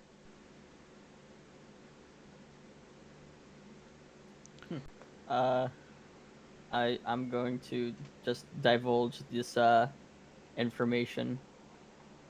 Give it to my friend here, to the captain. Cassius, what are these? What are these thorns? I thought I saw his I head get bashed in think- with a hammer. yeah, their weapons seem to be infused with some type of magic, different magic for each one. Magic, huh? Never been a big fan. Yeah, magic can be pretty sneaky like that. I'll stick to my pistol. Ooh, the pistol. I can't imagine magic. So, a story on that pistol. In your piracy, pistols are extremely rare even amongst the separate planes. Your pistol was actually one of your first pieces of cargo from your piracy. You robbed someone who just came from Riftwind, and the pistol was one of the items they got from another plane. You just think it was cool, and obviously it was used against you. It's quite a deadly weapon. You practice and trained, and Captain Gilbert, that pistol is specifically like you are perhaps one of the few people in this plane that uses a pistol. That can. Nice. Oof. So, like, in a That'll be sense, useful. this pistol some would consider a magic item because it's so rare, even though it's not magical itself. Mm-hmm. Oof. My trusty pistol. All right. Well, as you get to the portal to Riftwind, it is Cassius, as you know this, the portal to Riftwind is usually it's a good mile or two. It's just a random teleportation circle outside of cities. Sometimes they go in cities, but sometimes it's just generally wherever location it is. Sometimes cities are built around it if they're newer cities, but this has been an old teleportation circle. People did not care to build around it, so oof. This one is just a random teleportation circle a good 5 miles from the city. There's enough guards and stuff to prevent it from getting massacred and destroyed, but it's not like it's just a little outpost, basically. Okay. You cut out. I was saying, okay, I feel the situation. Oof. So Cassius, you know these portals much better than I do. I've never seen one. What do we do here? So well, there isn't really much complication, I would say. It's pretty straightforward. We do have to buy our passage and probably a check here or there to make sure we don't have any ill intent for. Go ahead. Um, is it all right if, like, for the description, I describe how you do it just nonchalantly to give an example to give Gilbert Yeah. the like spectacle? So, as you have been to Riftwind, you do have a little token that is of a, it's a white token of just the letter R in like a fancy lettering to be the R of Riftwind. As you get to the portal, you just simply place the token on the ground, and it seems to like connect with the magic of the portal itself. The actual gate that you're talking about through the insurance and stuff, that's actually for the guards on the other side of the portal that are in Riftwind itself. The R, as it seems to glow, it sends a signal. It starts blinking and blinking. Eventually, one of the guards there picks up on the blinking, and slowly a portal, just like a blue line, streaks in between, just as like a big arc, and then it widens until it's large enough for you guys to see inside, as a guard is sitting there with a staff just emanating magic, just churning it like a wrench. He's like, all right, make it through quick. This portal doesn't have much juice. All right, so we go through the portal. As you do, it does seem to be nighttime here, Gilbert. I don't believe you've been here very often. Every road seems to be well lit by what you don't realize now. They seem to have torches everywhere. Red knows these to all be continual flames. This place is epitome of magic. You guys are near the edge. There's a big outer wall on the edge to prevent people from falling out of the world. This world is actually flat, so you could just fall off the edge of the earth. All right. State your business. Pay the fine and state your business. Okay, so I hand over the money, All right. or money combined, which would be Yep. I have 57, and you have how much? 55. All right. Okay, so 50 from each of you is taken. All right. This will help cover the costs. And he has like a, those kind of cash register pockets where you could like slide it all in and have it all organized. Yeah. It's just that on the side. All right. Yeah. What is your business here in Riftwind, if I may ask? We're seeking to be hired as adventurers. Has the word gone out already? Interesting. Well, the Riftwind Explorers is just on the northern side of the marketplace. You have entered from the southern side. Do watch your step, take your time, or be clean, be clear. Do stop by and patronize the merchants where you can. The term is patron. Okay, just metagame. The term is patronize when you're helping them out, not patronize as in insulting, correct? Well, I mean, I took it as insulting. I just want to make sure I'm not like using the wrong word. We're just Yeah, you're right. all right. Whew. Yeah, as always, and I take my leave. All right. Thank you for the instructions. So, Thank you. you guys, as you go through, there are more distinct and variable people in this area than you'd expect anywhere. There's people that stand at good 10 feet tall, selling simple apples. There are people standing at 2 feet tall, all selling statues. There's a squid person. There's an octopus person. There's a gray person, orange person, a yellow person, green, silk. Like there, every sort of race and even races you did not know exist. Like they all walk through this area. Some races you know exist, you've only seen as like dare beasts, like the Sawagwind that sometimes fight you on in the seas. One of them seems to be in the city, though their skin is a deeper dark red instead of blue. They seem to be selling actually fish, to be specific. Just fish for like a meal. And Well, basically the idea of this main marketplace is if you guys want to like buy something or like get something crafted, there's probably someone here that you could interact with. Oof. Guard. Cassius, I would love to buy stuff, but it seems we're a bit short Yeah. on cash. Yeah, we're gonna have to find that. We're gonna have to find some work. There seems to be a bit of an interaction near the edge of the marketplace where a pair of guards are interacting with an illithid. In case you're wondering, mind flayers. And they're seeming to have a discussion over the wares they're selling. They're using magical connotation, but Cassius, you recognize they're discussing whether or not they're selling living creatures and arguing over the term living. Good. Uh, Uh, can I take a look at the wares nearby to kind of see for myself? yes. One of them is literally called. One of them is servile. One of them they've already taken down was like servile. Servile cats. So it's like a cat, and you see its brains exposed, and like it explains how the cat will always come to you when you aid. It's like a support cat, but it's like programmed to only want your pets effectively. Like it's actively like made to be more of a docile form. Another is they're arguing over a bigger crate. You can't see inside the crate, but it seems about human-sized, which is concerning in its own right. But generally, it's all, as far as you can tell, mentally modified creatures.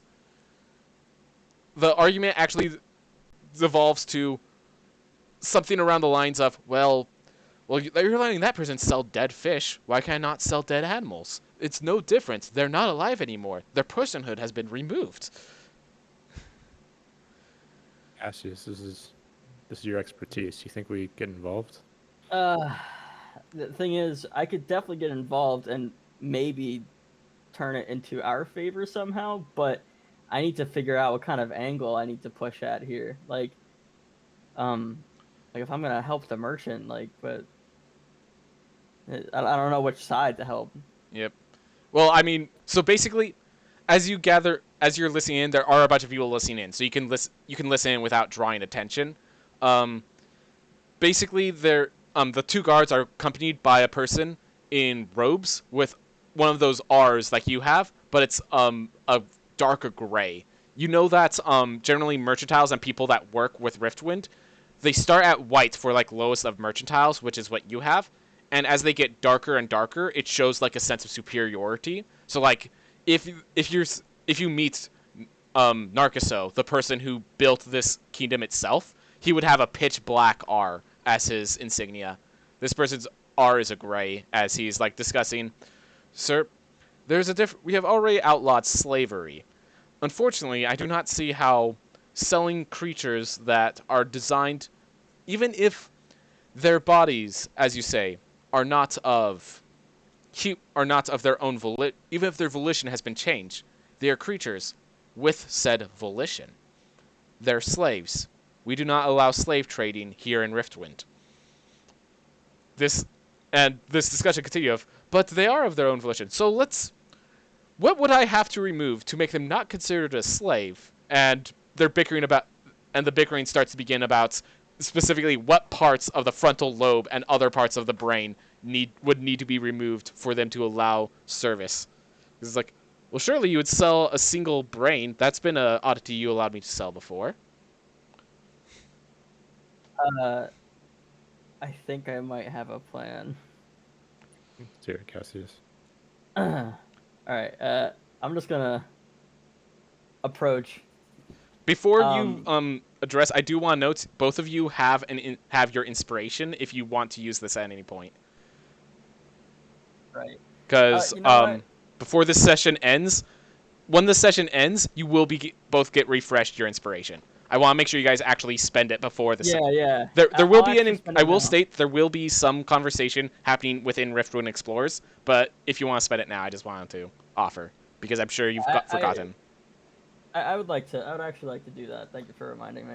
All I right. will spend that. And I want to approach and say, you guys do know that the code of conduct states there will not be the exchange of living peoples and beings. Emphasis on living. And as he has said, these are not actually alive. Therefore, he has the rights to sell them.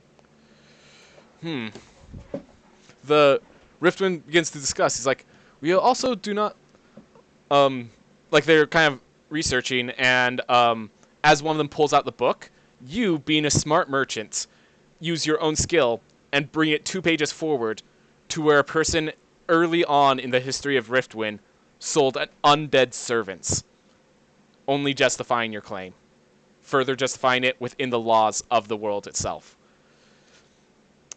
The person with the dark gray considers it for a bit. It's like, well, the items on the left side there still do not fit the prerequisites, but the items on the right, you have approved with that.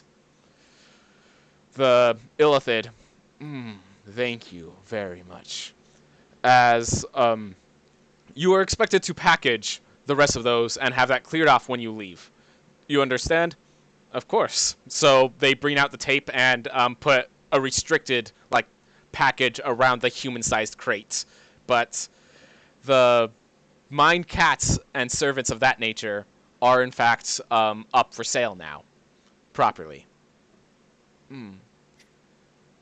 Yeah, you got to be careful with anything human, elf looking.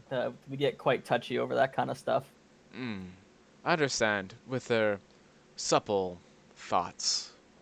Thank you very much for your assistance. I am one of the many hands of Geo, if you'd ever be interested. Perhaps I should thank you properly for that. And he reaches into his hand, he has a pocket, he reaches into he has inventory, so he reaches into one of it and pulls out this large, golden disc. In the center of the disc is a picture of what you recognize as an elder brain, and on the outside it has a bunch of insignias on it. This is our great leader, Geo himself, who has brought peace to our realm. The insignias will allow you to, if you ever wish, get the teleportation circle to enter his realm freely. You will be welcomed there if you do.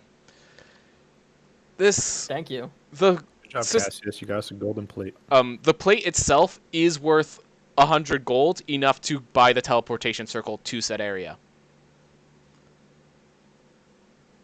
So it's like a trade kind of thing. Yeah. I can use it once to get there.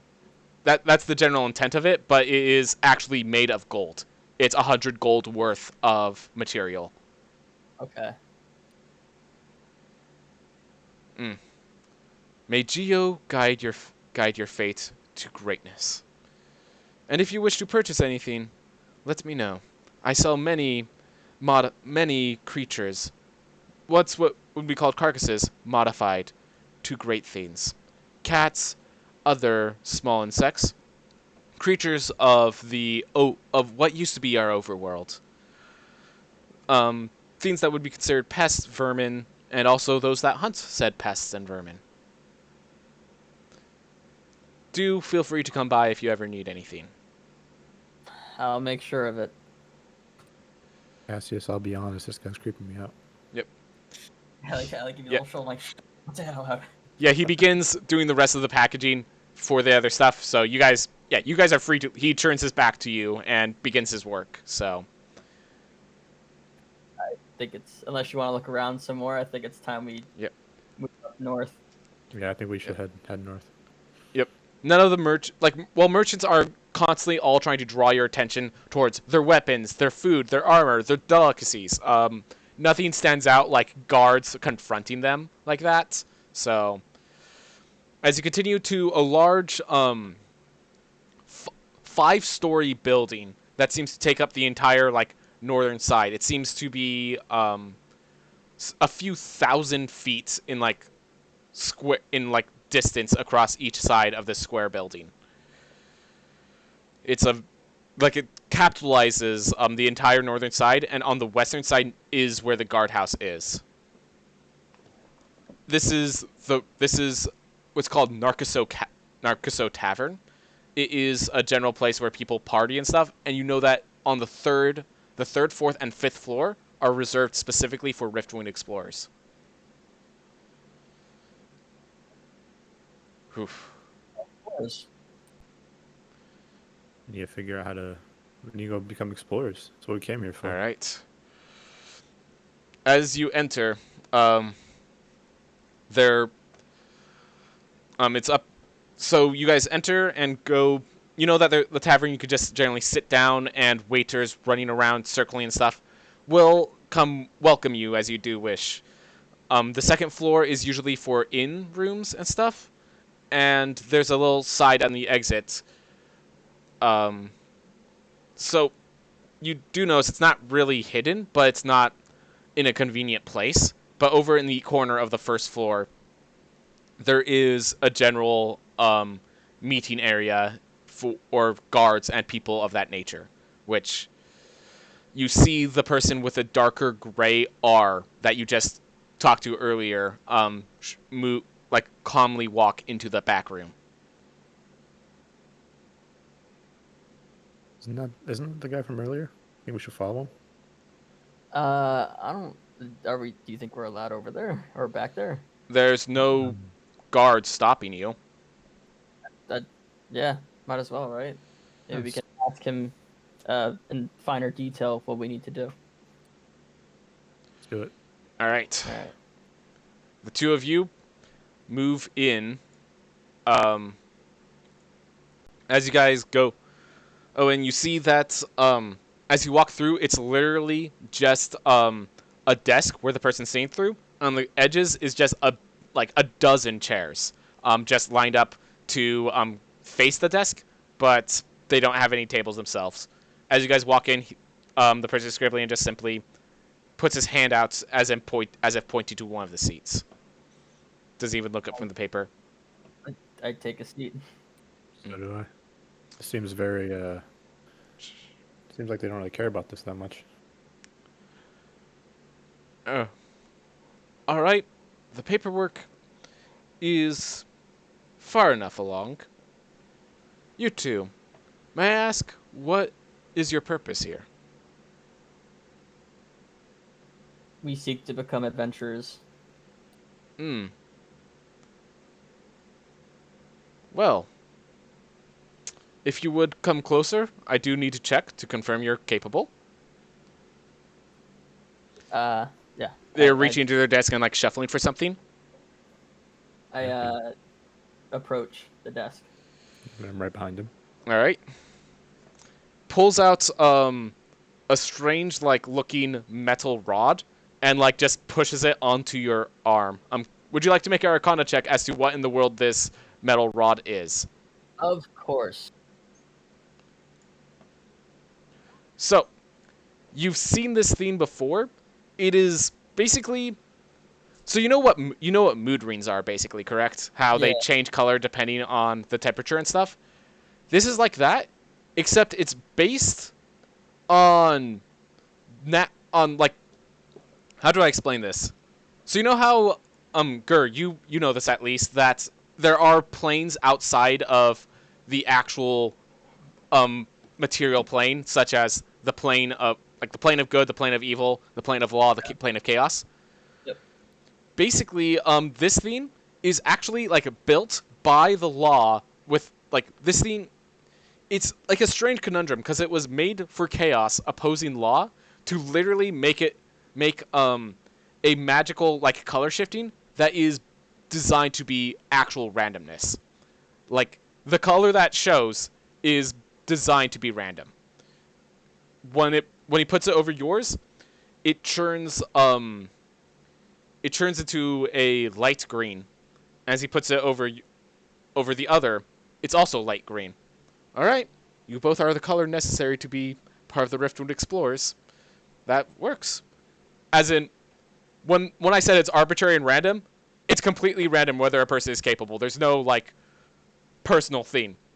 This was a completely Huh. random item, and it turned the right color. Therefore, you can be explorers. So that's it. We don't need to Well, do anything. We're just explorers now. we we do have some paperwork to fill in, but the first step is to understand what it means to be an explorer, and to understand the concerns we face as explorers for Riftwind. You two, I will be giving you minor pins, lower level. Brings you 2 Rs, which are of a bronze color instead. Um, these are the starter pins for new adventures in of the Riftwind Explorers. Your job is very simple.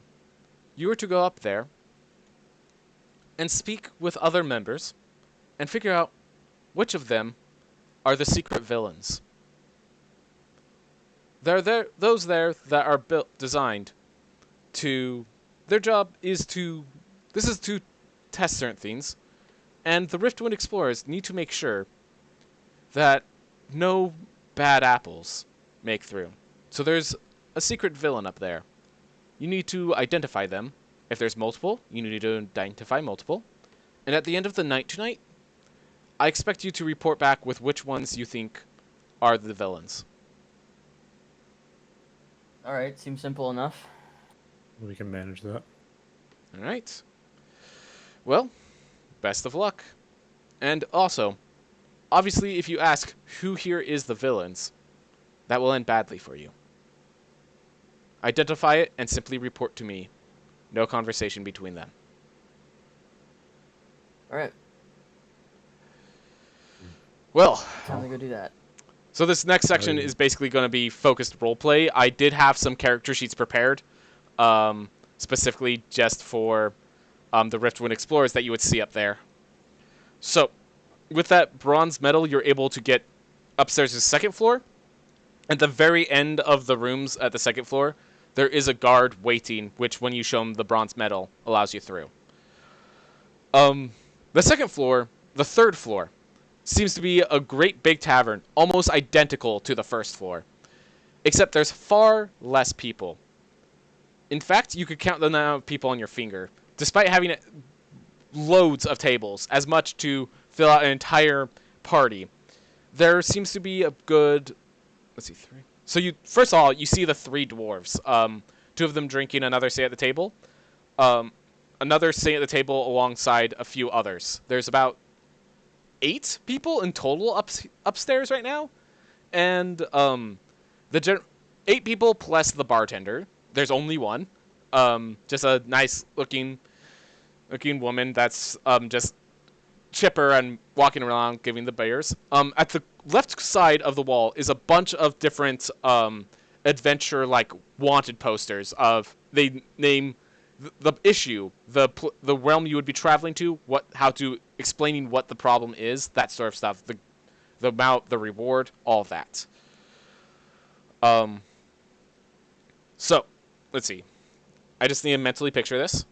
So there are the 2 dwarves, Eric and Eric, sitting at the end where, like at the long bar. Eric is sitting at a large table next to 4 others.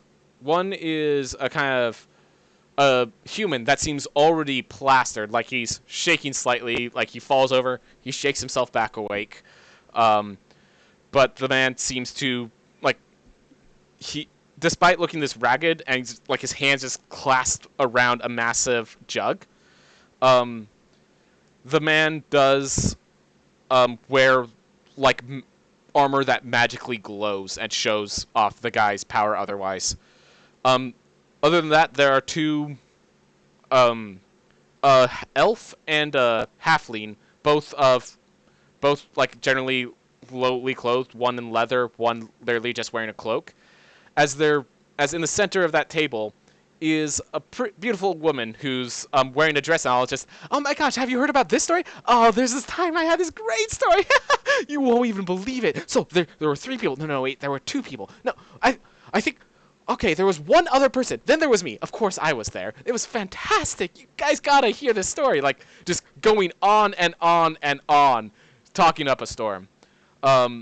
In the corners, there is a orcish person who's not even wearing a shirt and has like tattoos across their chest, and and is just like drinking a mug by themselves. And in another corner, there is a kind of lean, elvish-looking person, but instead of having like pointed ears, they have no ears, and it looks like they're reading 2 books at once. Well, that's 8 people to deal with, not including the bartender.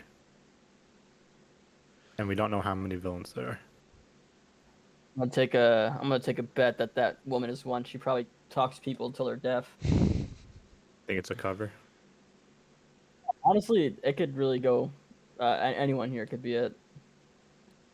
Although I have my doubts about the Erics, but you never know. They might be in on it. Yeah, they might have been in on it from way before. All right. So, should we split up and talk to people, or do you think we should try to both talk to people? Maybe try to seem friendly and like, hey, we're new, and maybe we can determine based off of what they say to us. Last time we went separate, I ended up on the floor. You know what? Yeah, I'm gonna come with you, especially for the Erics. Yeah. So you can take the lead here. So 4 basic tables you could enter, as well as specific individuals you can talk to. Should we take care of the scary orc first? Let's go for it. All right. Maybe the Eric will be a bit drunk and a little loose on the tongue. Yeah, let's leave them for last because the more drinks they have, the easier it'll be. All right. So the scary orc just has this dark gray skin, stands at about 6'5", just a big guy. He wears no shirt, but you see a war axe just sitting on the corner of the room next to him, as they just see you walk up and just shakes their head, just continues back to their drink. You're a rough pirate. Go ahead, say something. This is more your stuff than mine. That's true. So what are you here for? Hmm? Yeah, I'm talking to you. You gonna say anything other than grunt? He kind of shrugs. Seems like the only thing this guy opens his lips for is for drink.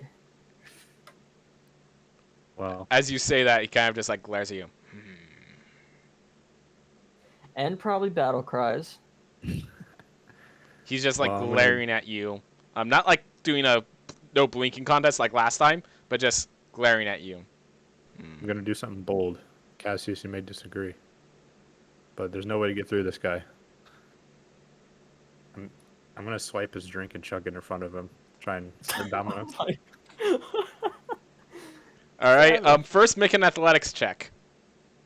I'll be right back while it's happening. That would be the pirate reputation as well, right? Oh, you like to use your pirate reputation? Your pirate reputation is so you don't get your teeth kicked in when you do this. To be clear, you still have to make the athletics check to pull it off. That's fine. Normal. Yep.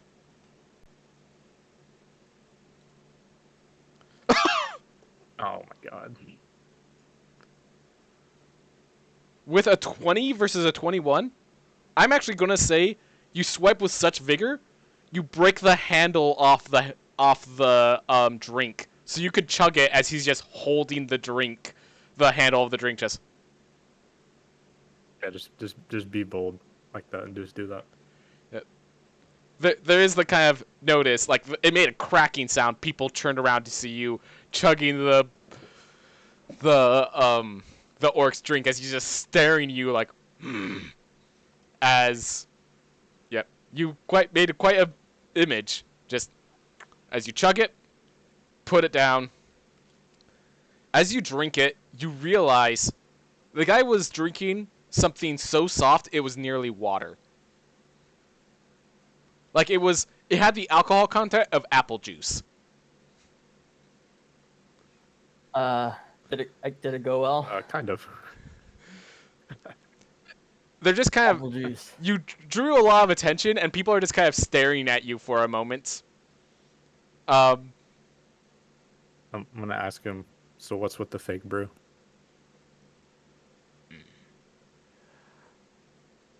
As he kind of like actually grins and like smiles at the kind of response, as you hear from the table like, "Oh my gosh, the little guy's so cute. He actually took it from. Oh, he actually dealt with Go. What the? He's so. Oh, that's so funny. What a cute little thing. Wow. This is gonna be a story, man. I gotta tell this story. It's gonna be so good. Hey!" And she like actually runs up and just like she actually kneels down, like you know, that joke of how to talk to short people. It's like, gotta get her name real fast. "Hey, I'm Valanth. What's your name, little one?" And she just has this big, obviously incompetent smile as she looks down at you. Don't call me little one.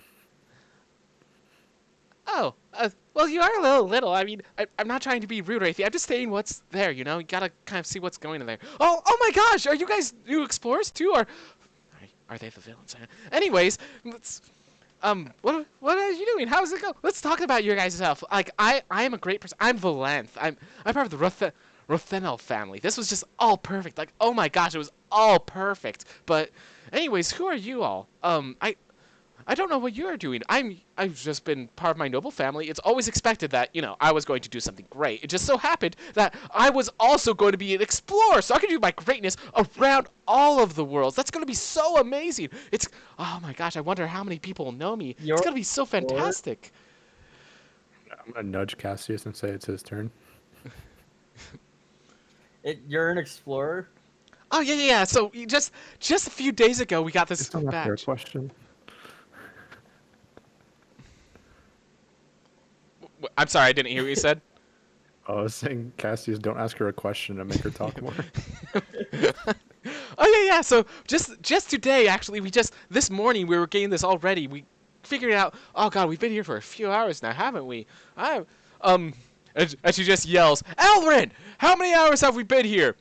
And Elrin, the person with the book, just puts down one of the books and stares at Valanth with just the eyes that tells you of just how little they care about this involvement, and then puts their book back up. He's like, "Okay, so we've been here for about 4 hours now, and we've just been talking. It's been so great. We've been able to tell stories. They have their own stories. It's all pretty fantastic." As you realize they're talking with you, you realize that the other four at the table are like, there's almost a sigh of relief as the rest of them just slowly like talk amongst each other. Oh no. Before you continue, so they had to do that little test on you too? Wait. The little color thing? It's like, "Oh my god, you're taking." She's like, "Oh my god, you taking it too?" And she kind of just like she kind of like whispers in your ear, "I think the short one is the villain." Yeah. I go to whisper back. I'm like, oh,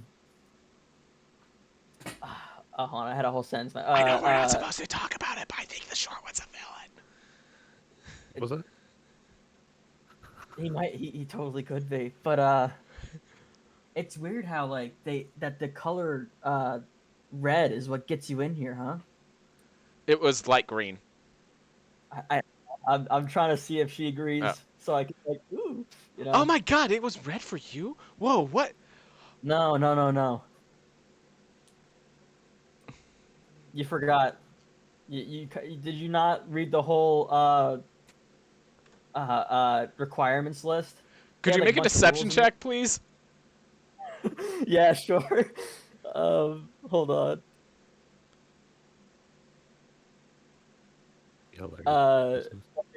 Let me. I get an advantage, This is right? advantage if you're disguising yourself as someone else. You're just telling a lie.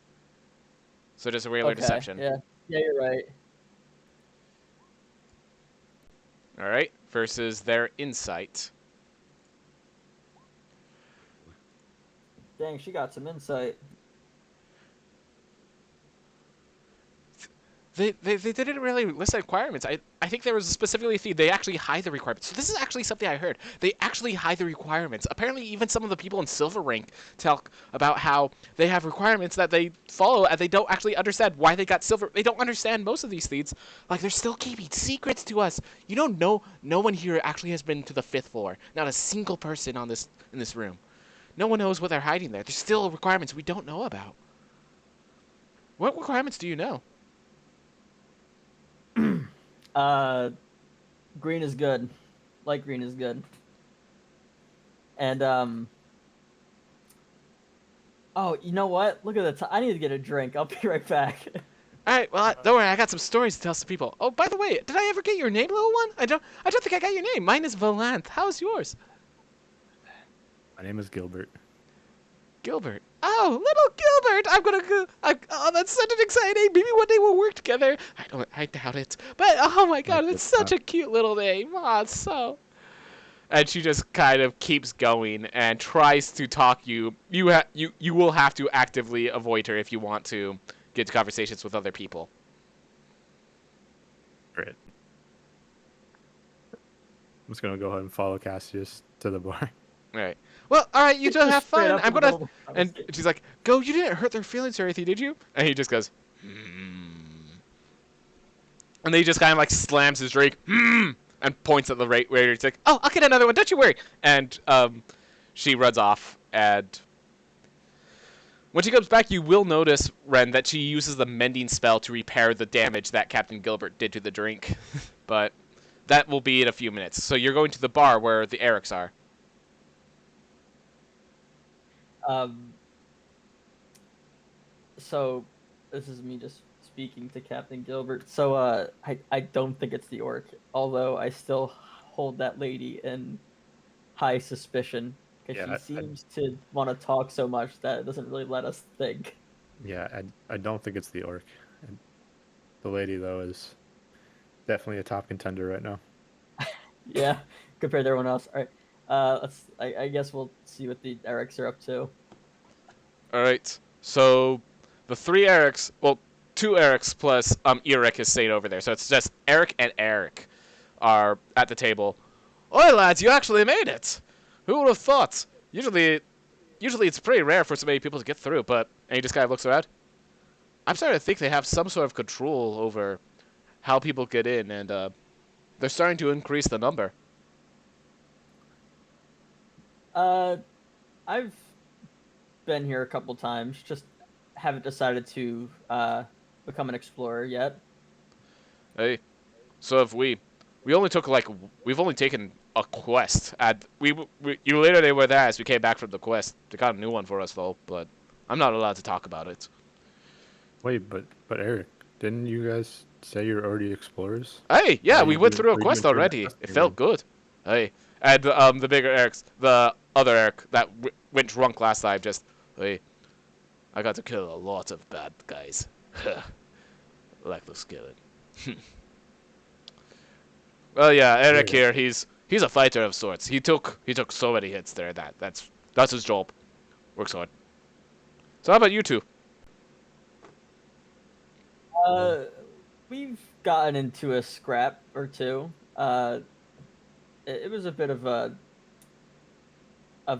what's the word hindrance to get to the portal to come here, Hmm. We but we're managed. alive. The other Eric kind of leads over. So what is your favorite part of the fight? Uh, I think the captain's answer is going to be much more interesting than mine. I'll hear both. Best part is that feeling. It's, The I just can't put Eric into actually words. interrupts you. The feeling of taking a life. And he just has this big grin on his face. Not where I was going with that. You seem a bit intense, Eric. I, d- it, I only recently got to Just do it shoulder. for. He's like, I only recently got to do it legally, so I'm relishing it. I was gonna um, say the making others see how strong you are, hey, the intimidation factor. and the other Eric. I'm actually gonna call him the older Eric, the younger Eric, and Eric. Got it. The older Eric is like, "Aye, mine is to see, is seeing where they stand. Like, often most fights are a clash of beliefs. Even the conversation is a fight of a sort. That's what I like to see. It's understanding. It's not just defeating your enemy, but understanding them, and then proving you are the better of the two." I'll have to agree with you on that one. Then will you emphasize it? I'm sorry. I just want to make sure you know what you're saying and you're not just copying me. What? Yeah, none. Never mind. No, I believe in it. You couldn't have said I couldn't have said it better. Fair enough. Fair enough. Well, you two get a drink? We're apparently not. We're not allowed to crash ourselves here. They're actually limiting how hard our drinks are allowed to be. At least we're not getting apple juice like the other one. I don't really drink. I'll take one. Suit yourself. All right. Can't turn it down. And yeah, so none of these drinks. There's not going to be enough time for you to drink yourself into drunkenness with with your saving throws. I'm just gonna say, on average, you don't. It's going to take so long for you to get drunk that it won't matter. All right, makes sense. So. So what else do you want to talk about? Cassius, did you hear him say murder?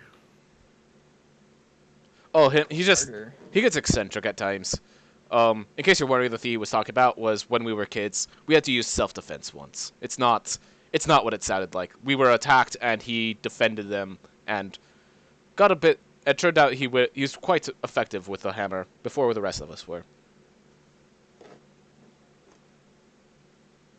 Right.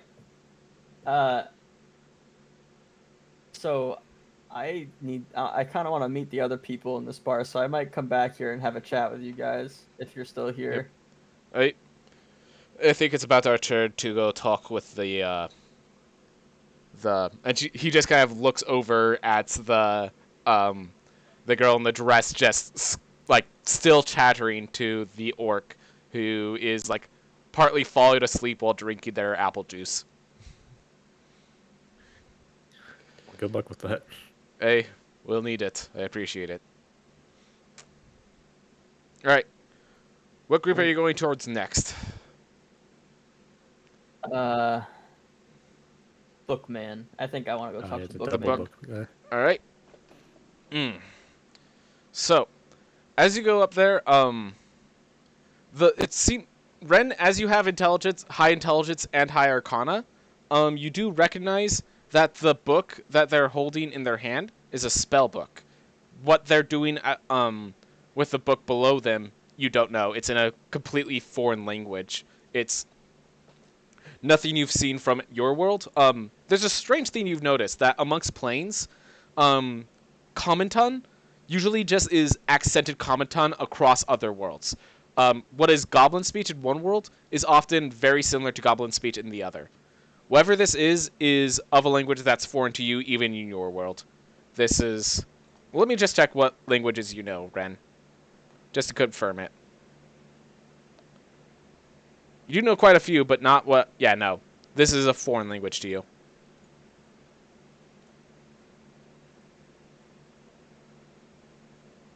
Oh, you never chose your additional language, Captain Gilbert. We'll figure that out later. It's probably not going to be this one. Oops, my bad. It's okay. That was my fault. I didn't notice that you guys had an additional language. Well, they're reading the book. As you guys come up, the person kind of looks up, noticing that you're there, and then just looks back down and continues reading their book.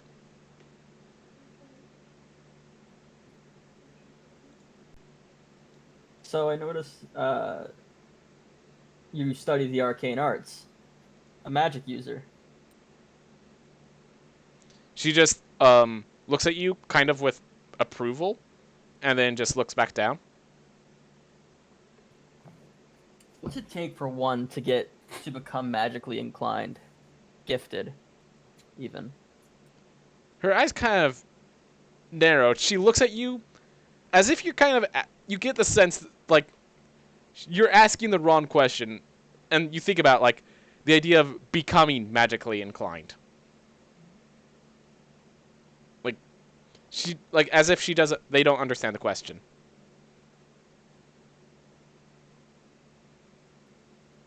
You sure you're up for this, Cassius? I'm just going with it. I'm just trying to figure it out. I mean, they're looking at you confused. What do these books get you? How do they?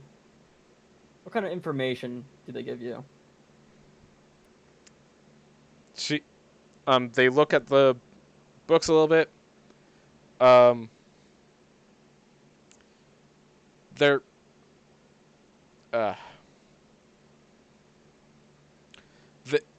they put their spell book to their side, pull up the other book, and just kind of point at the title. Just thunk thunk.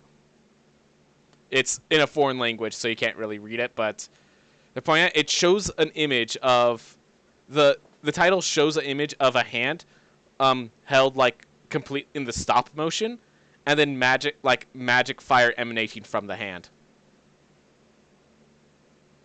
I'm not the smartest one, but I think it has something to do with fire. I'm gonna have to agree with They you actually on that, shake. Cap. The person actually shakes their head in response to that. Oh. So, Actually, in don't response, talk they or flip you over can't to one of talk? the other pages. Look like they're reading one of the things, and then they pull up their hand, just completely blank.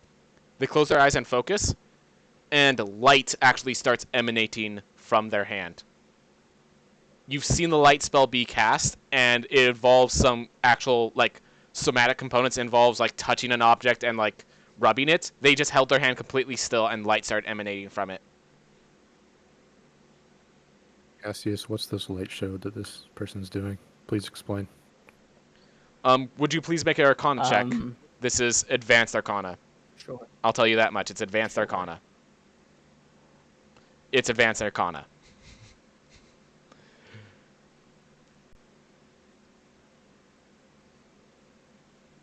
Boy.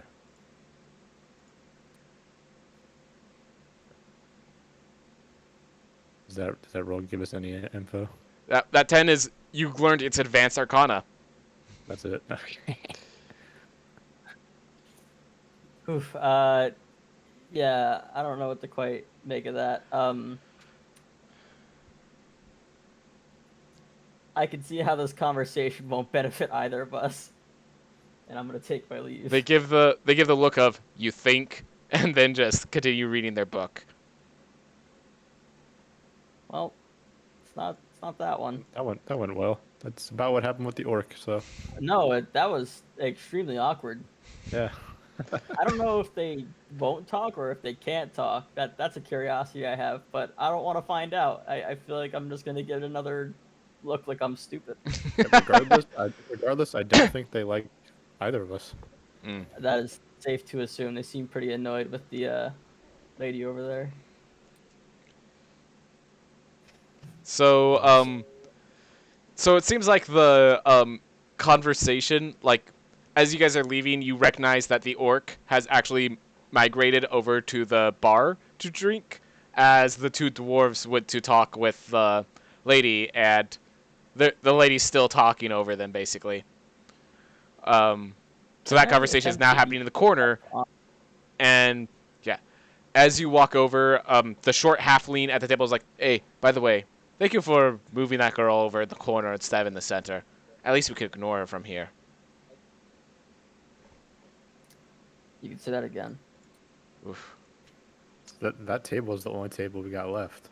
Right? Yep. There are four people at this table. Eric, the halfling that just said that to you, an elf they were talking to, and what race is this? I said human. Okay, we're going to. I guess they're a dwarf, but they're a bigger dwarf. Like usually dwarfs are about 4 feet. This guy's like no, they're 4. Yeah, dwarfs are usually 4 feet. This guy's 6 feet tall, despite being a dwarf. Like they have that stocky build, but they're the size of a fully grown human and kind of tall for a human. Yeah, wow, that is a tall dwarf. Yep. So what do you guys got going on over here? Just kind of talking about. You're one of the new. You're one of the new guys, aren't you? Is it that obvious? Yeah. Well, when you've been around as much as I have. Yeah. Frederick Weiss. And he reaches his hand out just very simply. Good to have you. Good to have you. This is Cassius. I'll shake his hand. this is a rough job. His hand is very light. He moves quickly, and like as you shake your hand, he like perfectly matches his shake to match yours. This is a rough job. Things. I'm sorry. I don't think we're at the liability to talk about right now. I want to, but. And the elf kind of puts his hand on his shoulder. He's like, "Don't worry about it." Eldarin, at your service. What? How can I help the two of you? I guess we're just trying to become better acquainted with the other explorers here. Always good. Always good. The two of us, we really could have used a bit more acquaintanceship. It's like, yeah. Well, I feel like I knew everyone. It's just a lot of people didn't like a lot of people they look. I became friends with everyone I could have been friends with, man. It wasn't really my choice, man. It was when Aiden went off.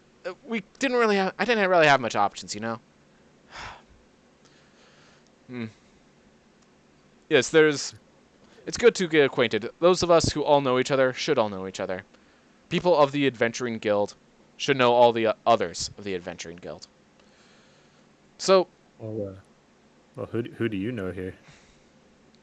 well, that's Hogak there, the one that's drunk. You're probably not going to be able to talk to Hogak today. He's been having. Well, again, we're not liable to talk about that right now. But, other than that, Hogak, Frederick, and I are the three here that are actually of silver rank and higher. Hogak there respect the rank. I will just say that. The rest of the other people at the high tiers have been off on quests. There was a sudden Let's put it this way. There was a sudden deluge of quests, and they've all been off on their adventures and haven't really. We just happen to have chosen a poor week to be meeting everyone. Let's use that. Usually these stables are full. Today they are not. Interesting. As I said, this is a full tavern on the 3rd floor. There's 8 people, plus the bartender. Yeah.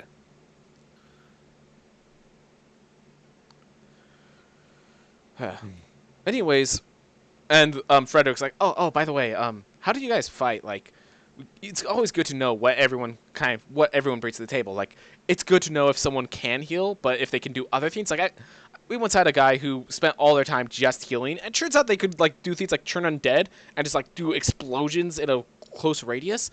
We never knew because we only use them to heal, and like, always good to know how other people can fight. What kind of skills do you guys got? I'm gonna go ahead and give this guy a little glare, and say it's a bit much to be asking for somebody you just met. Fair enough, but you're adventurers, so it's kind of good to know the skills of other adventurers. You know, maybe one day we'll work together. I'm pretty good at. Let's call the tactic knife in the back. Yeah, I'm really good at that. It makes it's a little hard to talk to people. Some people don't like that. Some people have this honor and let's not murder the innocents but like, dude, like this is what you do, you know? And it's like those. To be fair, that one person that I'm talking about, I didn't actually kill them. Don't worry. It was just misunderstandings, man. Happens sometimes. You just do what you can. Yeah, I can relate. What was your name again? I'm sorry. Frederick Weiss. Frederick. Okay. Good. I'm gonna keep that, Mr. Wise. I'll keep that on lockdown. But yeah, I can relate to that. I like to try and give a swift blow when they're not looking in my direction if I can. Always good. A man of culture, a man of respect. Always good to have that sort of skill. Always good. I'm assuming, and Eldarin kind of just. I see you, on the other hand, are quite agile with a blade. And I bet that weapon of yours on the side is no joke. What, this little thing? It's just some pistol I keep around. Fair enough. Good to know what you're attached to and what you're not attached to. I myself have found peace where I am, and could do much with little. I fill out the rules that are missing, more often than not. Oof. Well, if you're trying to acquaint yourself with everyone, do know that the two of us, Frederick and I, find ourselves at this tavern more often than we wish to be. Yeah, it's hard getting that. Usually you like a third person for a job, you know, like, and sometimes we're overqualified, so that we need more money. Other times we're underqualified. Anyways, yeah, feel free. Go. If you're going to acquaint with everyone, you should finish acquainting with everyone. Night's starting to get late. Oh yeah, definitely. Cassius, do you want to go? You want to go sit at that table over there? That's away from the talkative lady. Yep, there's. Yeah. I think What do there's. we have one table left, or I think. Well, he's at the table as well, but Iric, Hogak, I did say, is basically so drunk you probably can't talk to them very effectively. And if you want to talk to the bartender, thinking about talking to the bartender? okay. Oh yeah, we should probably do that. All right, up to the bartender. All right. You can easily call them over. I think it'd be better if I could just one-on-one with them, All right. or two-on-one. So yeah, it just looks like they're just washing dishes in the back while most people. There's not many people drinking, so they're just able to wash dishes and just do general cleaning while waiting for things. They see you come up to the bar and they walk up. Hey, how can I help you two? How's it going? Nothing. We were just trying to meet everyone here, get acquainted and whatnot. You know, drill. Well, Um, it's a very approachable group of people right now. By the way, I'm Michelle. In case you needed to call. Michelle, huh? Mm-hmm. How long you been working at this bar? Let's see. So, actually, I used to be an adventurer, but I retired technically this happened a few weeks ago, I think. It was very close. I don't really keep track of date. I've had other things on my mind, as you can guess. But yeah, you know how the bar works when you've been staying here drinking and, being with the other adventurers for long enough. So, yeah. Is there anybody here who is newer, who hasn't You? been here very much? Honestly, so right, we're not allowed to talk. Anyways, yeah, Eldarin, Frederick, and Hogak are really the only people here that aren't new.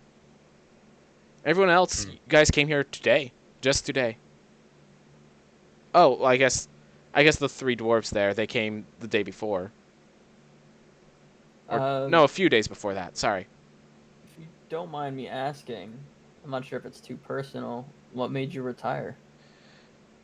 I just realized that this is what I was here for, and there's something I was looking for, and I found it. Are you with that? I didn't hear the question. Oh no, I said I can't argue with that. Yeah, just a lot of people can't stop like gathering gold and stuff, but I didn't need treasure. I just needed. She just like closes her eyes and gives a smile. Anyways, is there anything I can get you? I'm good. I just wanted to come meet you. Well, I appreciate it. Glad to meet you too. Oh, I didn't get your name. So I'm Michelle, and you are Cassius. Cassius. All right. Nice to meet you, Cassius. Gilbert. Captain Gilbert. Oh, Captain Gilbert. I'll make sure to call you Captain. All right. Um, it's a good ring. It's easy to Yep. remember. If you don't mind, I am just adding this so I can remember Cassius, because you constantly refer to yourself as that. I want to make sure it's easily accessible for me to see the phrase Cassius on your title card. You know. I just added it to your name and players. All right. All right. So it's just Eric, which if you want to skip that, that's okay, because the night's about to wind down. Yeah, I'm fine with Yeah, that. yeah, you probably skipped that. All right. So as the night, so if I may, I would like a list. What do you guys? Who do you guys think are the villains? Uh, okay. Actually, hold up. So, Let's do this properly. So, um, after the night comes, the you guys, as well as the group of Erics, and the the three there, the Valanth, the orc, and the elven looking lady person.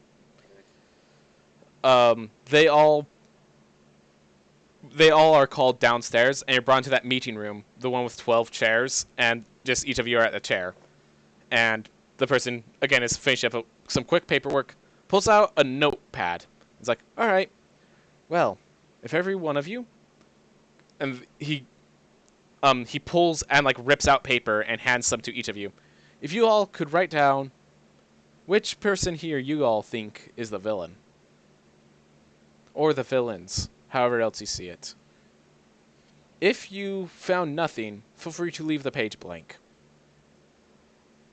And with that, you guys now have the paper. What if you guys want to write into the chat just the names that you think are, or the people you think are the villains?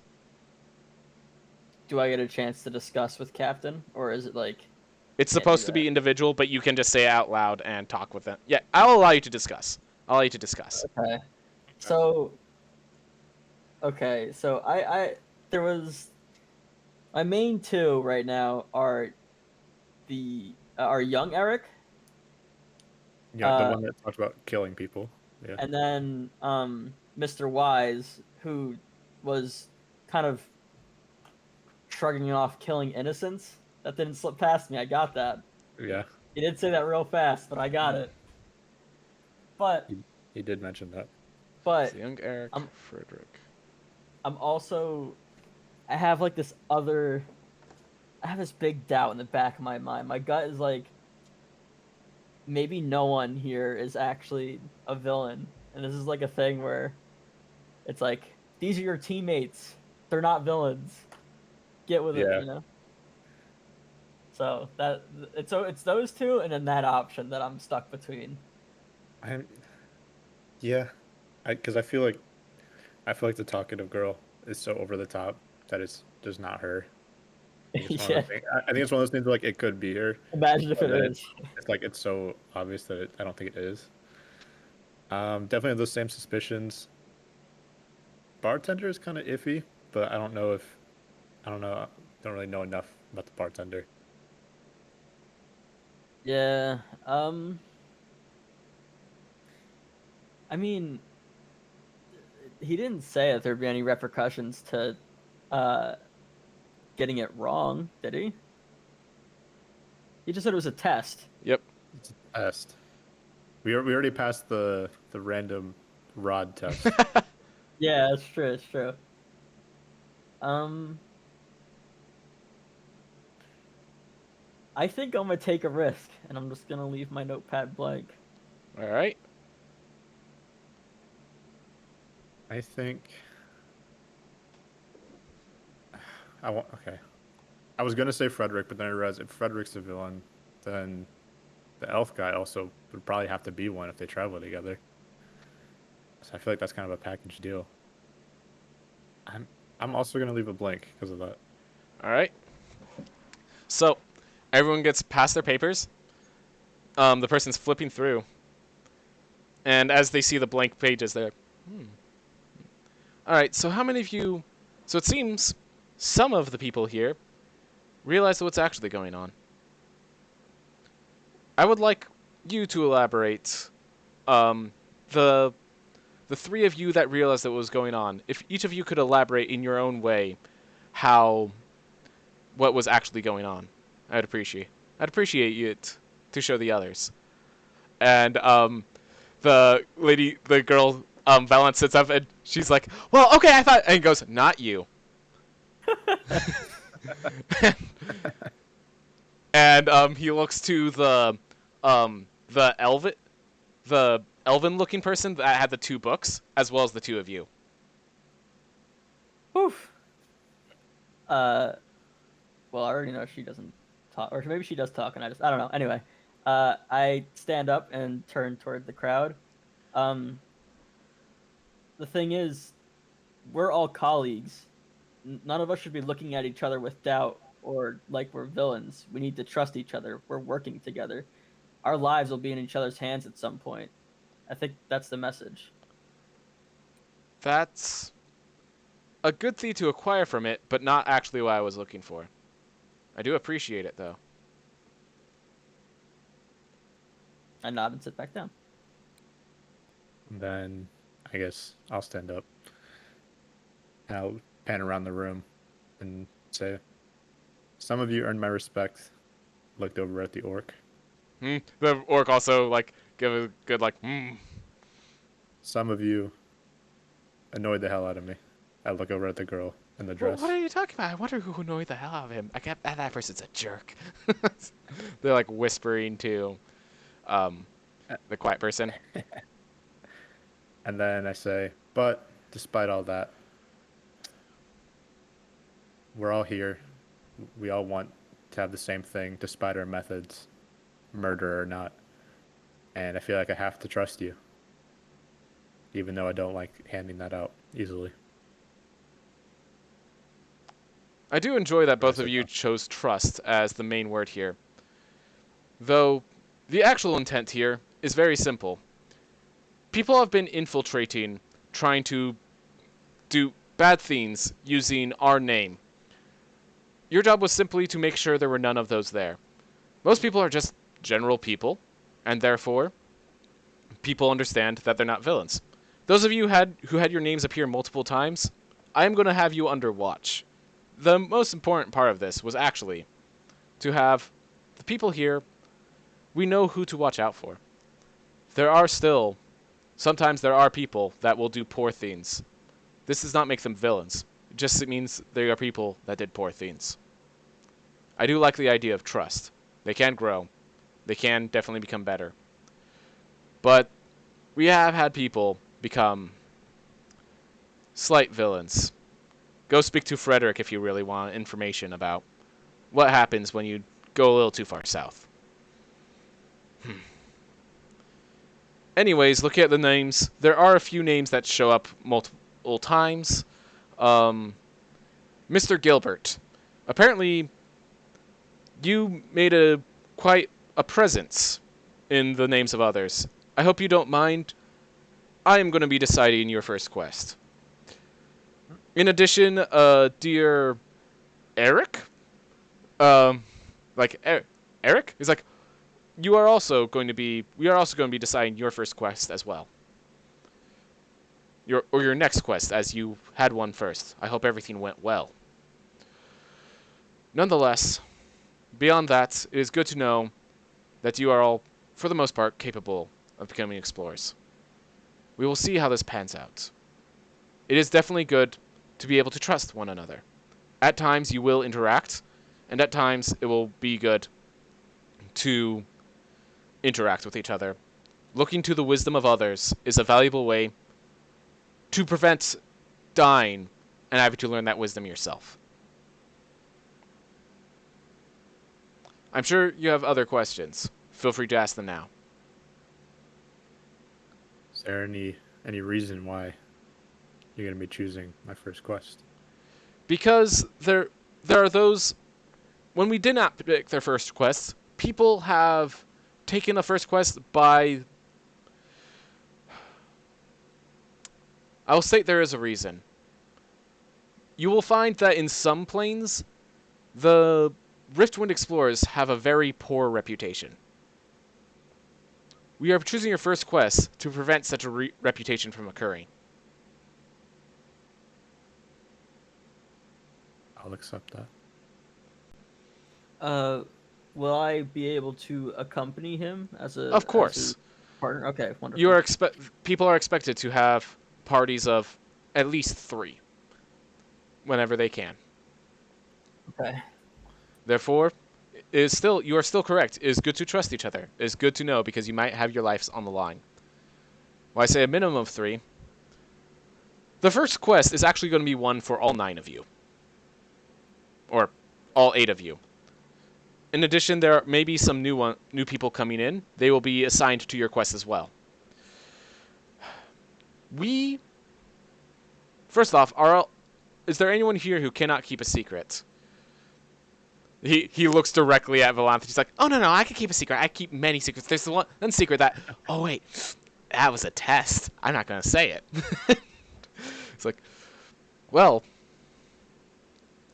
as you might know, Riftwind is not a normal plane, and therefore does not have any native wildlife. It's a simple city. So when I say that some of the buildings here have been dealing with a rat infestation, you have to understand, we have no idea where these rats came from. It's from another plane, interfered, somehow got past the guards, and has taken hold. They not only need to be exterminated, but completely removed. We are planning to hire an exterminator, but it will take them a good week or 2 before they make it here. We need you to help prevent these rats from getting out of control and spreading to many buildings. You will all take shifts. Some of you working each of you working in a different district that got infected by these rats. This will be a good chance for you to work together, because one of the things about quests is you shouldn't only consider completion of the quest, but also the desires of the people that wish for the quest complete. Tell me what desire I did not state now. Can you?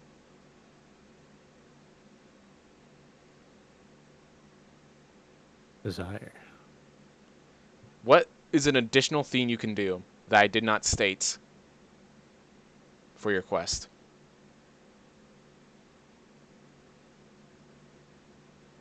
I'm interested if you can see it. Oh, In addition to killing the rats, what else? getting rid of them, like cleaning them up. That's part of Finding killing the them. source. Yes. Finding the source. Finding the source. Oh, I thought that was okay. Yeah, that's right. Sometimes a quest will only list one thing and will not state the actual thing worth stating. If you do well, you may be able to choose your own quests from here on, but this first quest will be from all of you. We will begin setting up the shifts for tomorrow, and then we will go off and work on it. Thank you all for all becoming explorers. We'll see you all another day. It's good to start getting teams together, though, so where people can't get teams, do try to get into groups of 3. And as he says that, the 3 Erics all immediately high-five each other. The Volanth is like, oh my gosh, you 2 are it turns out that the 2 that are pretty quiet actually go right behind Volanth. He's like, oh my gosh, I have 2 friends. Oh, this is all perfect. Like, we all got this theme. We all got our awesome theme that we could do. It's so cute. Apparently they... you recognize, like, somewhere by, like, their dress that the 3 of them actually came from the same plane and are probably knew each other before they entered here as well.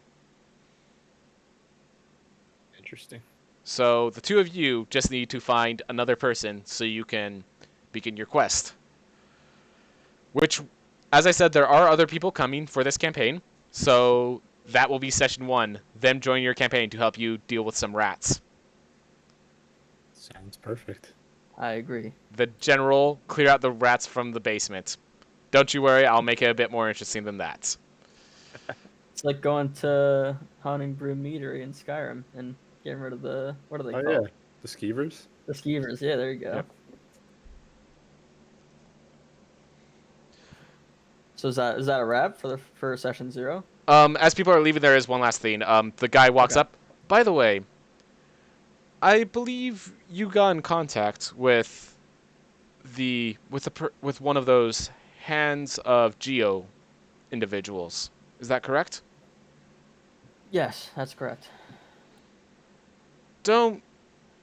If they give you any offers about seeing the Geo, do not take them. For this is a safety measure. I don't want to see another. I don't want to lose another adventure to that. Noted. Yeah, we didn't I talk told you much. he was He, creepy. he simply thanked me and we were on our way. I refuse to believe that's all he did. Believe it or not, he was pretty upset about not being able to sell all of his merchandise. I'm certain of He, that. he didn't even try to sell me anything. Hmm. I don't. I'll be honest. It kind of seems like we have a bad reputation in his mind. Hmm. I'm This is all kind of a deception, creepy guy. correct? What? This is all deception, correct? With Yes. yeah. All right. So this guy, just in case you're wondering, this guy is a high, like just by like his cloak, the fact that he has that dark theme, he is likely a pretty high level wizard. So if he is able to insight this, he's not revealing it, but You know what? I'm just letting you know Never that. mind, I can't. Yeah. I was gonna be like, oh, I actually that it almost slipped my mind. Like they gave me this. Mm. Oh, Fair hand enough. over the plate. I could trade this in for direct gold. It is best not to use those coordinates, just to be clear. Can I ask as to why? Well, I guess I should explain what the realm of Geo is. The realm of Geo, every plane usually we don't designate a name, or they designate a name for themselves. Their designated name was Geo, as Geo is the name of their elder brain that conquered the entire Underdark of their realm.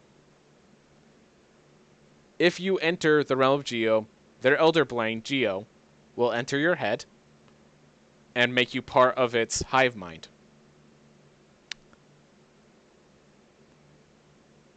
Unless you Doesn't have sound protection like a against good that. time. Unless you have protection against that.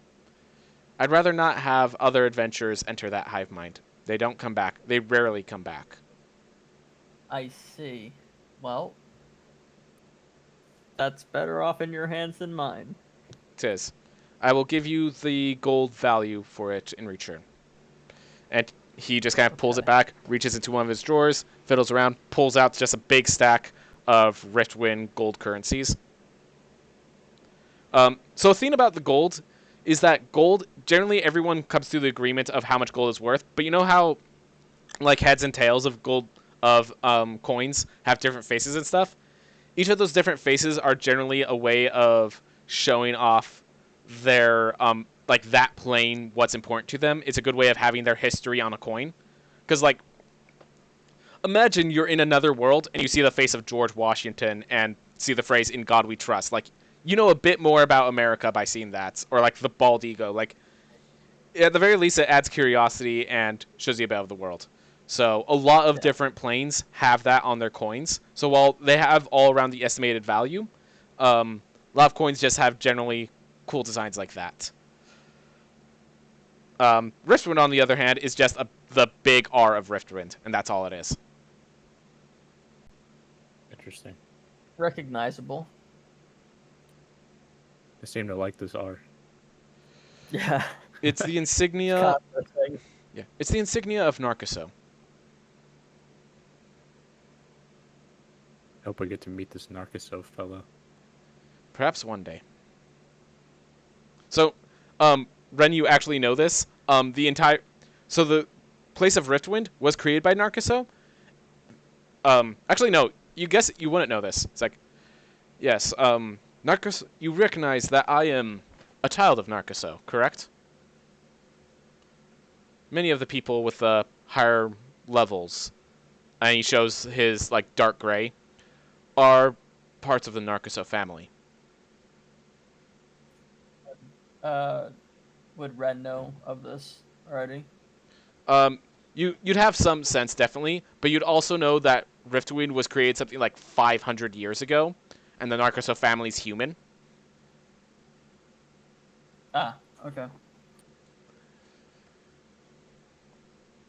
Cassius, did that guy call you Ren? What's that about? Wait, what? I did tell you he's a high-level wizard. I didn't. I thought that was you talking to me out of game. To be honest. It might have been. I'm not sure if I said it, but if I did say it, it would be perfectly in his character to say it. I know I said Ren because I was asking if Ren would know of this. Oh, okay. That was it. Yeah, I don't think he asked for your name in particular. Okay, never mind then. I'm a little worried there, but I was like, oh. Already, it's over. Darn it. Yeah, it's been blown. Cover blown. Game over. Yeah, Glad I at least prepared those characters. Oof.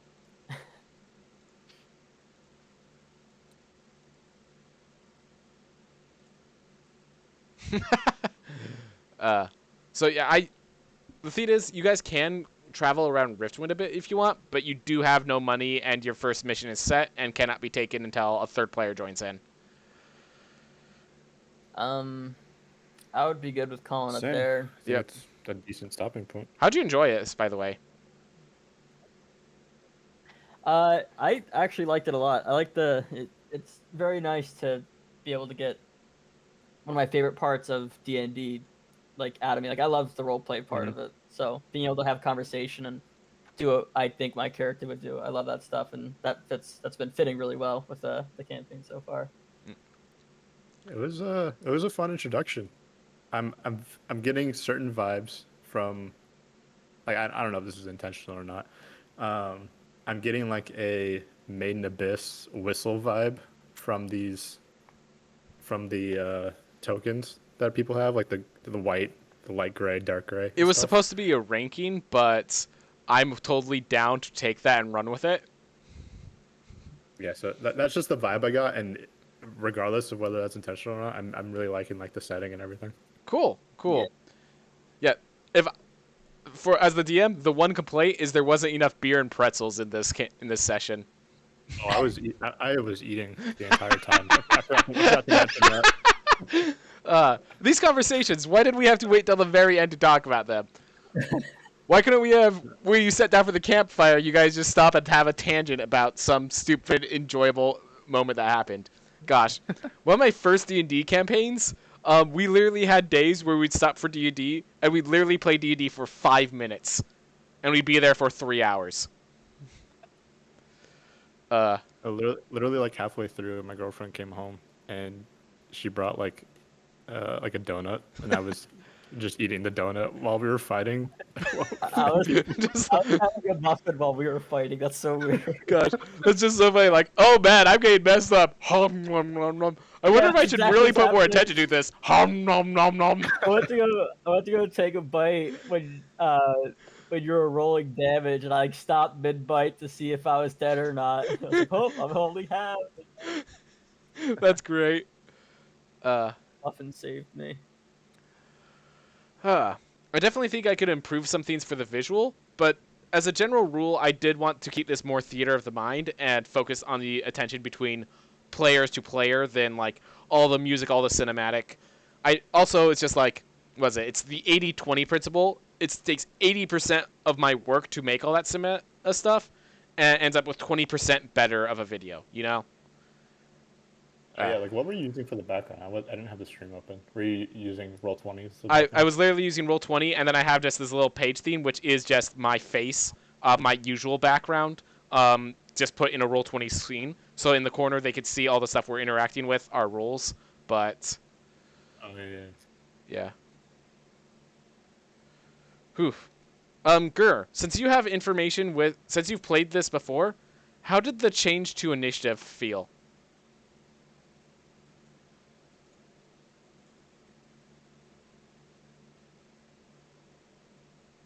Sounds like he hated it. What? Oh, there. Sorry. I have push to talk on. I completely forgot about it. All right.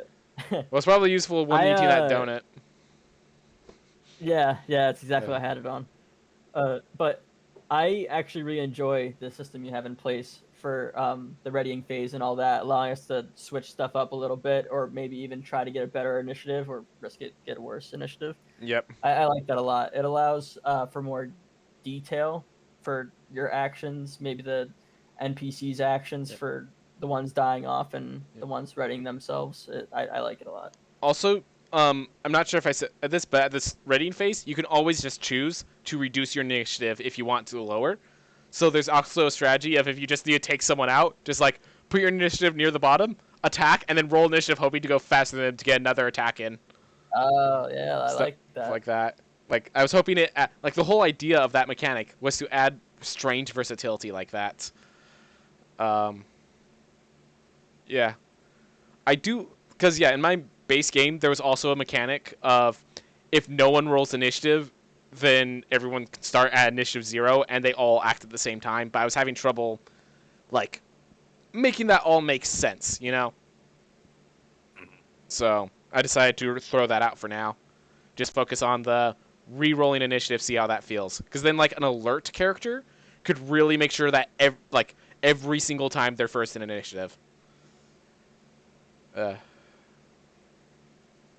will say, as somebody who's never done this before, it made perfect sense how it was set up. Oh, cool. It was really well made. Yeah. So a lot of that is the simplicity of 5th edition. Because, in case you're wondering, T-Lore, 5th edition, the reason it's so popular is because it's the least complex version of Dungeons & Dragons, while still having all the variety and I am my character feel that 5th edition needed. Also, by the way, so I'm like trying to decide how much experience to give you guys. I'm thinking, I'm going to just go with 200 experience points for each of you. Yeah, there's XP. Yep. So the idea is it's milestone, but I'm using the XP system to get a sense of how far down the milestones you are. All right. Generally speaking, I want to make sure all players are of the same tier, though I'm okay if they're of different levels. That being said, Gur, as you probably know between the difference between level 1 and level 2, I hope that everyone's at level 2 around the same time. Yeah, level 3 is where it really takes off, but it is, but the difference between level 1 and level 2 is pretty huge. It is. It absolutely is. So, T-Lord, guess what the difference between level 1 and level 2 is? I'm going to assume like 2 stat points. Your health is doubled, almost. Oh, what?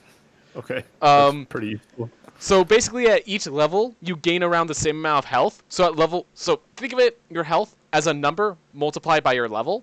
Therefore, right now it's multiplied by 1. Oh, okay. You notice how how short that combat was as you nearly died in 2 hits? Yeah, I thought that was a bit weird. As the durable fighter with the riposte ability? Yeah. Yeah. That's level 1 for you. Level 1 scary.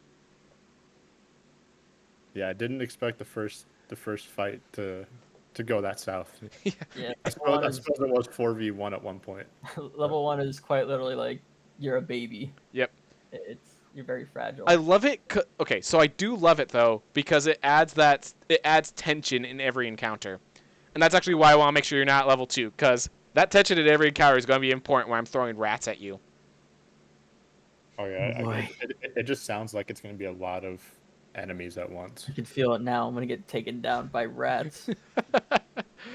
By the way, I am considering every time you switch from one quest to the next, that's your time to make a long rest. So while technically this is only a 1-day rest, I am giving you back your hit dice, dear Ren. Yeah. I need them. Thank you. Yep.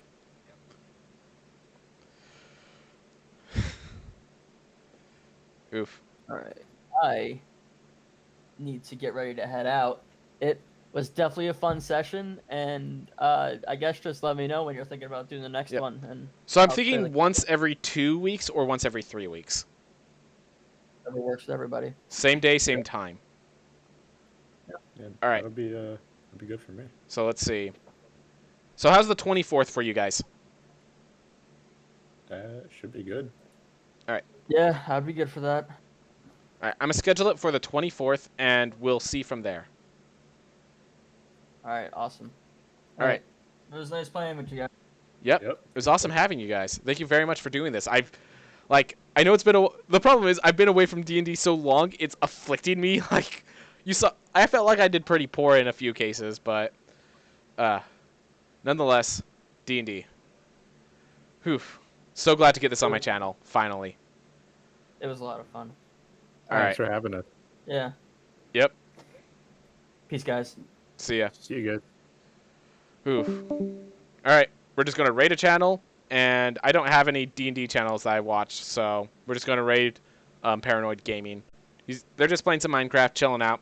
Something chill to watch until then. Everyone, have a wonderful time. Thank you so much for watching. I hope you all have a wonderful day.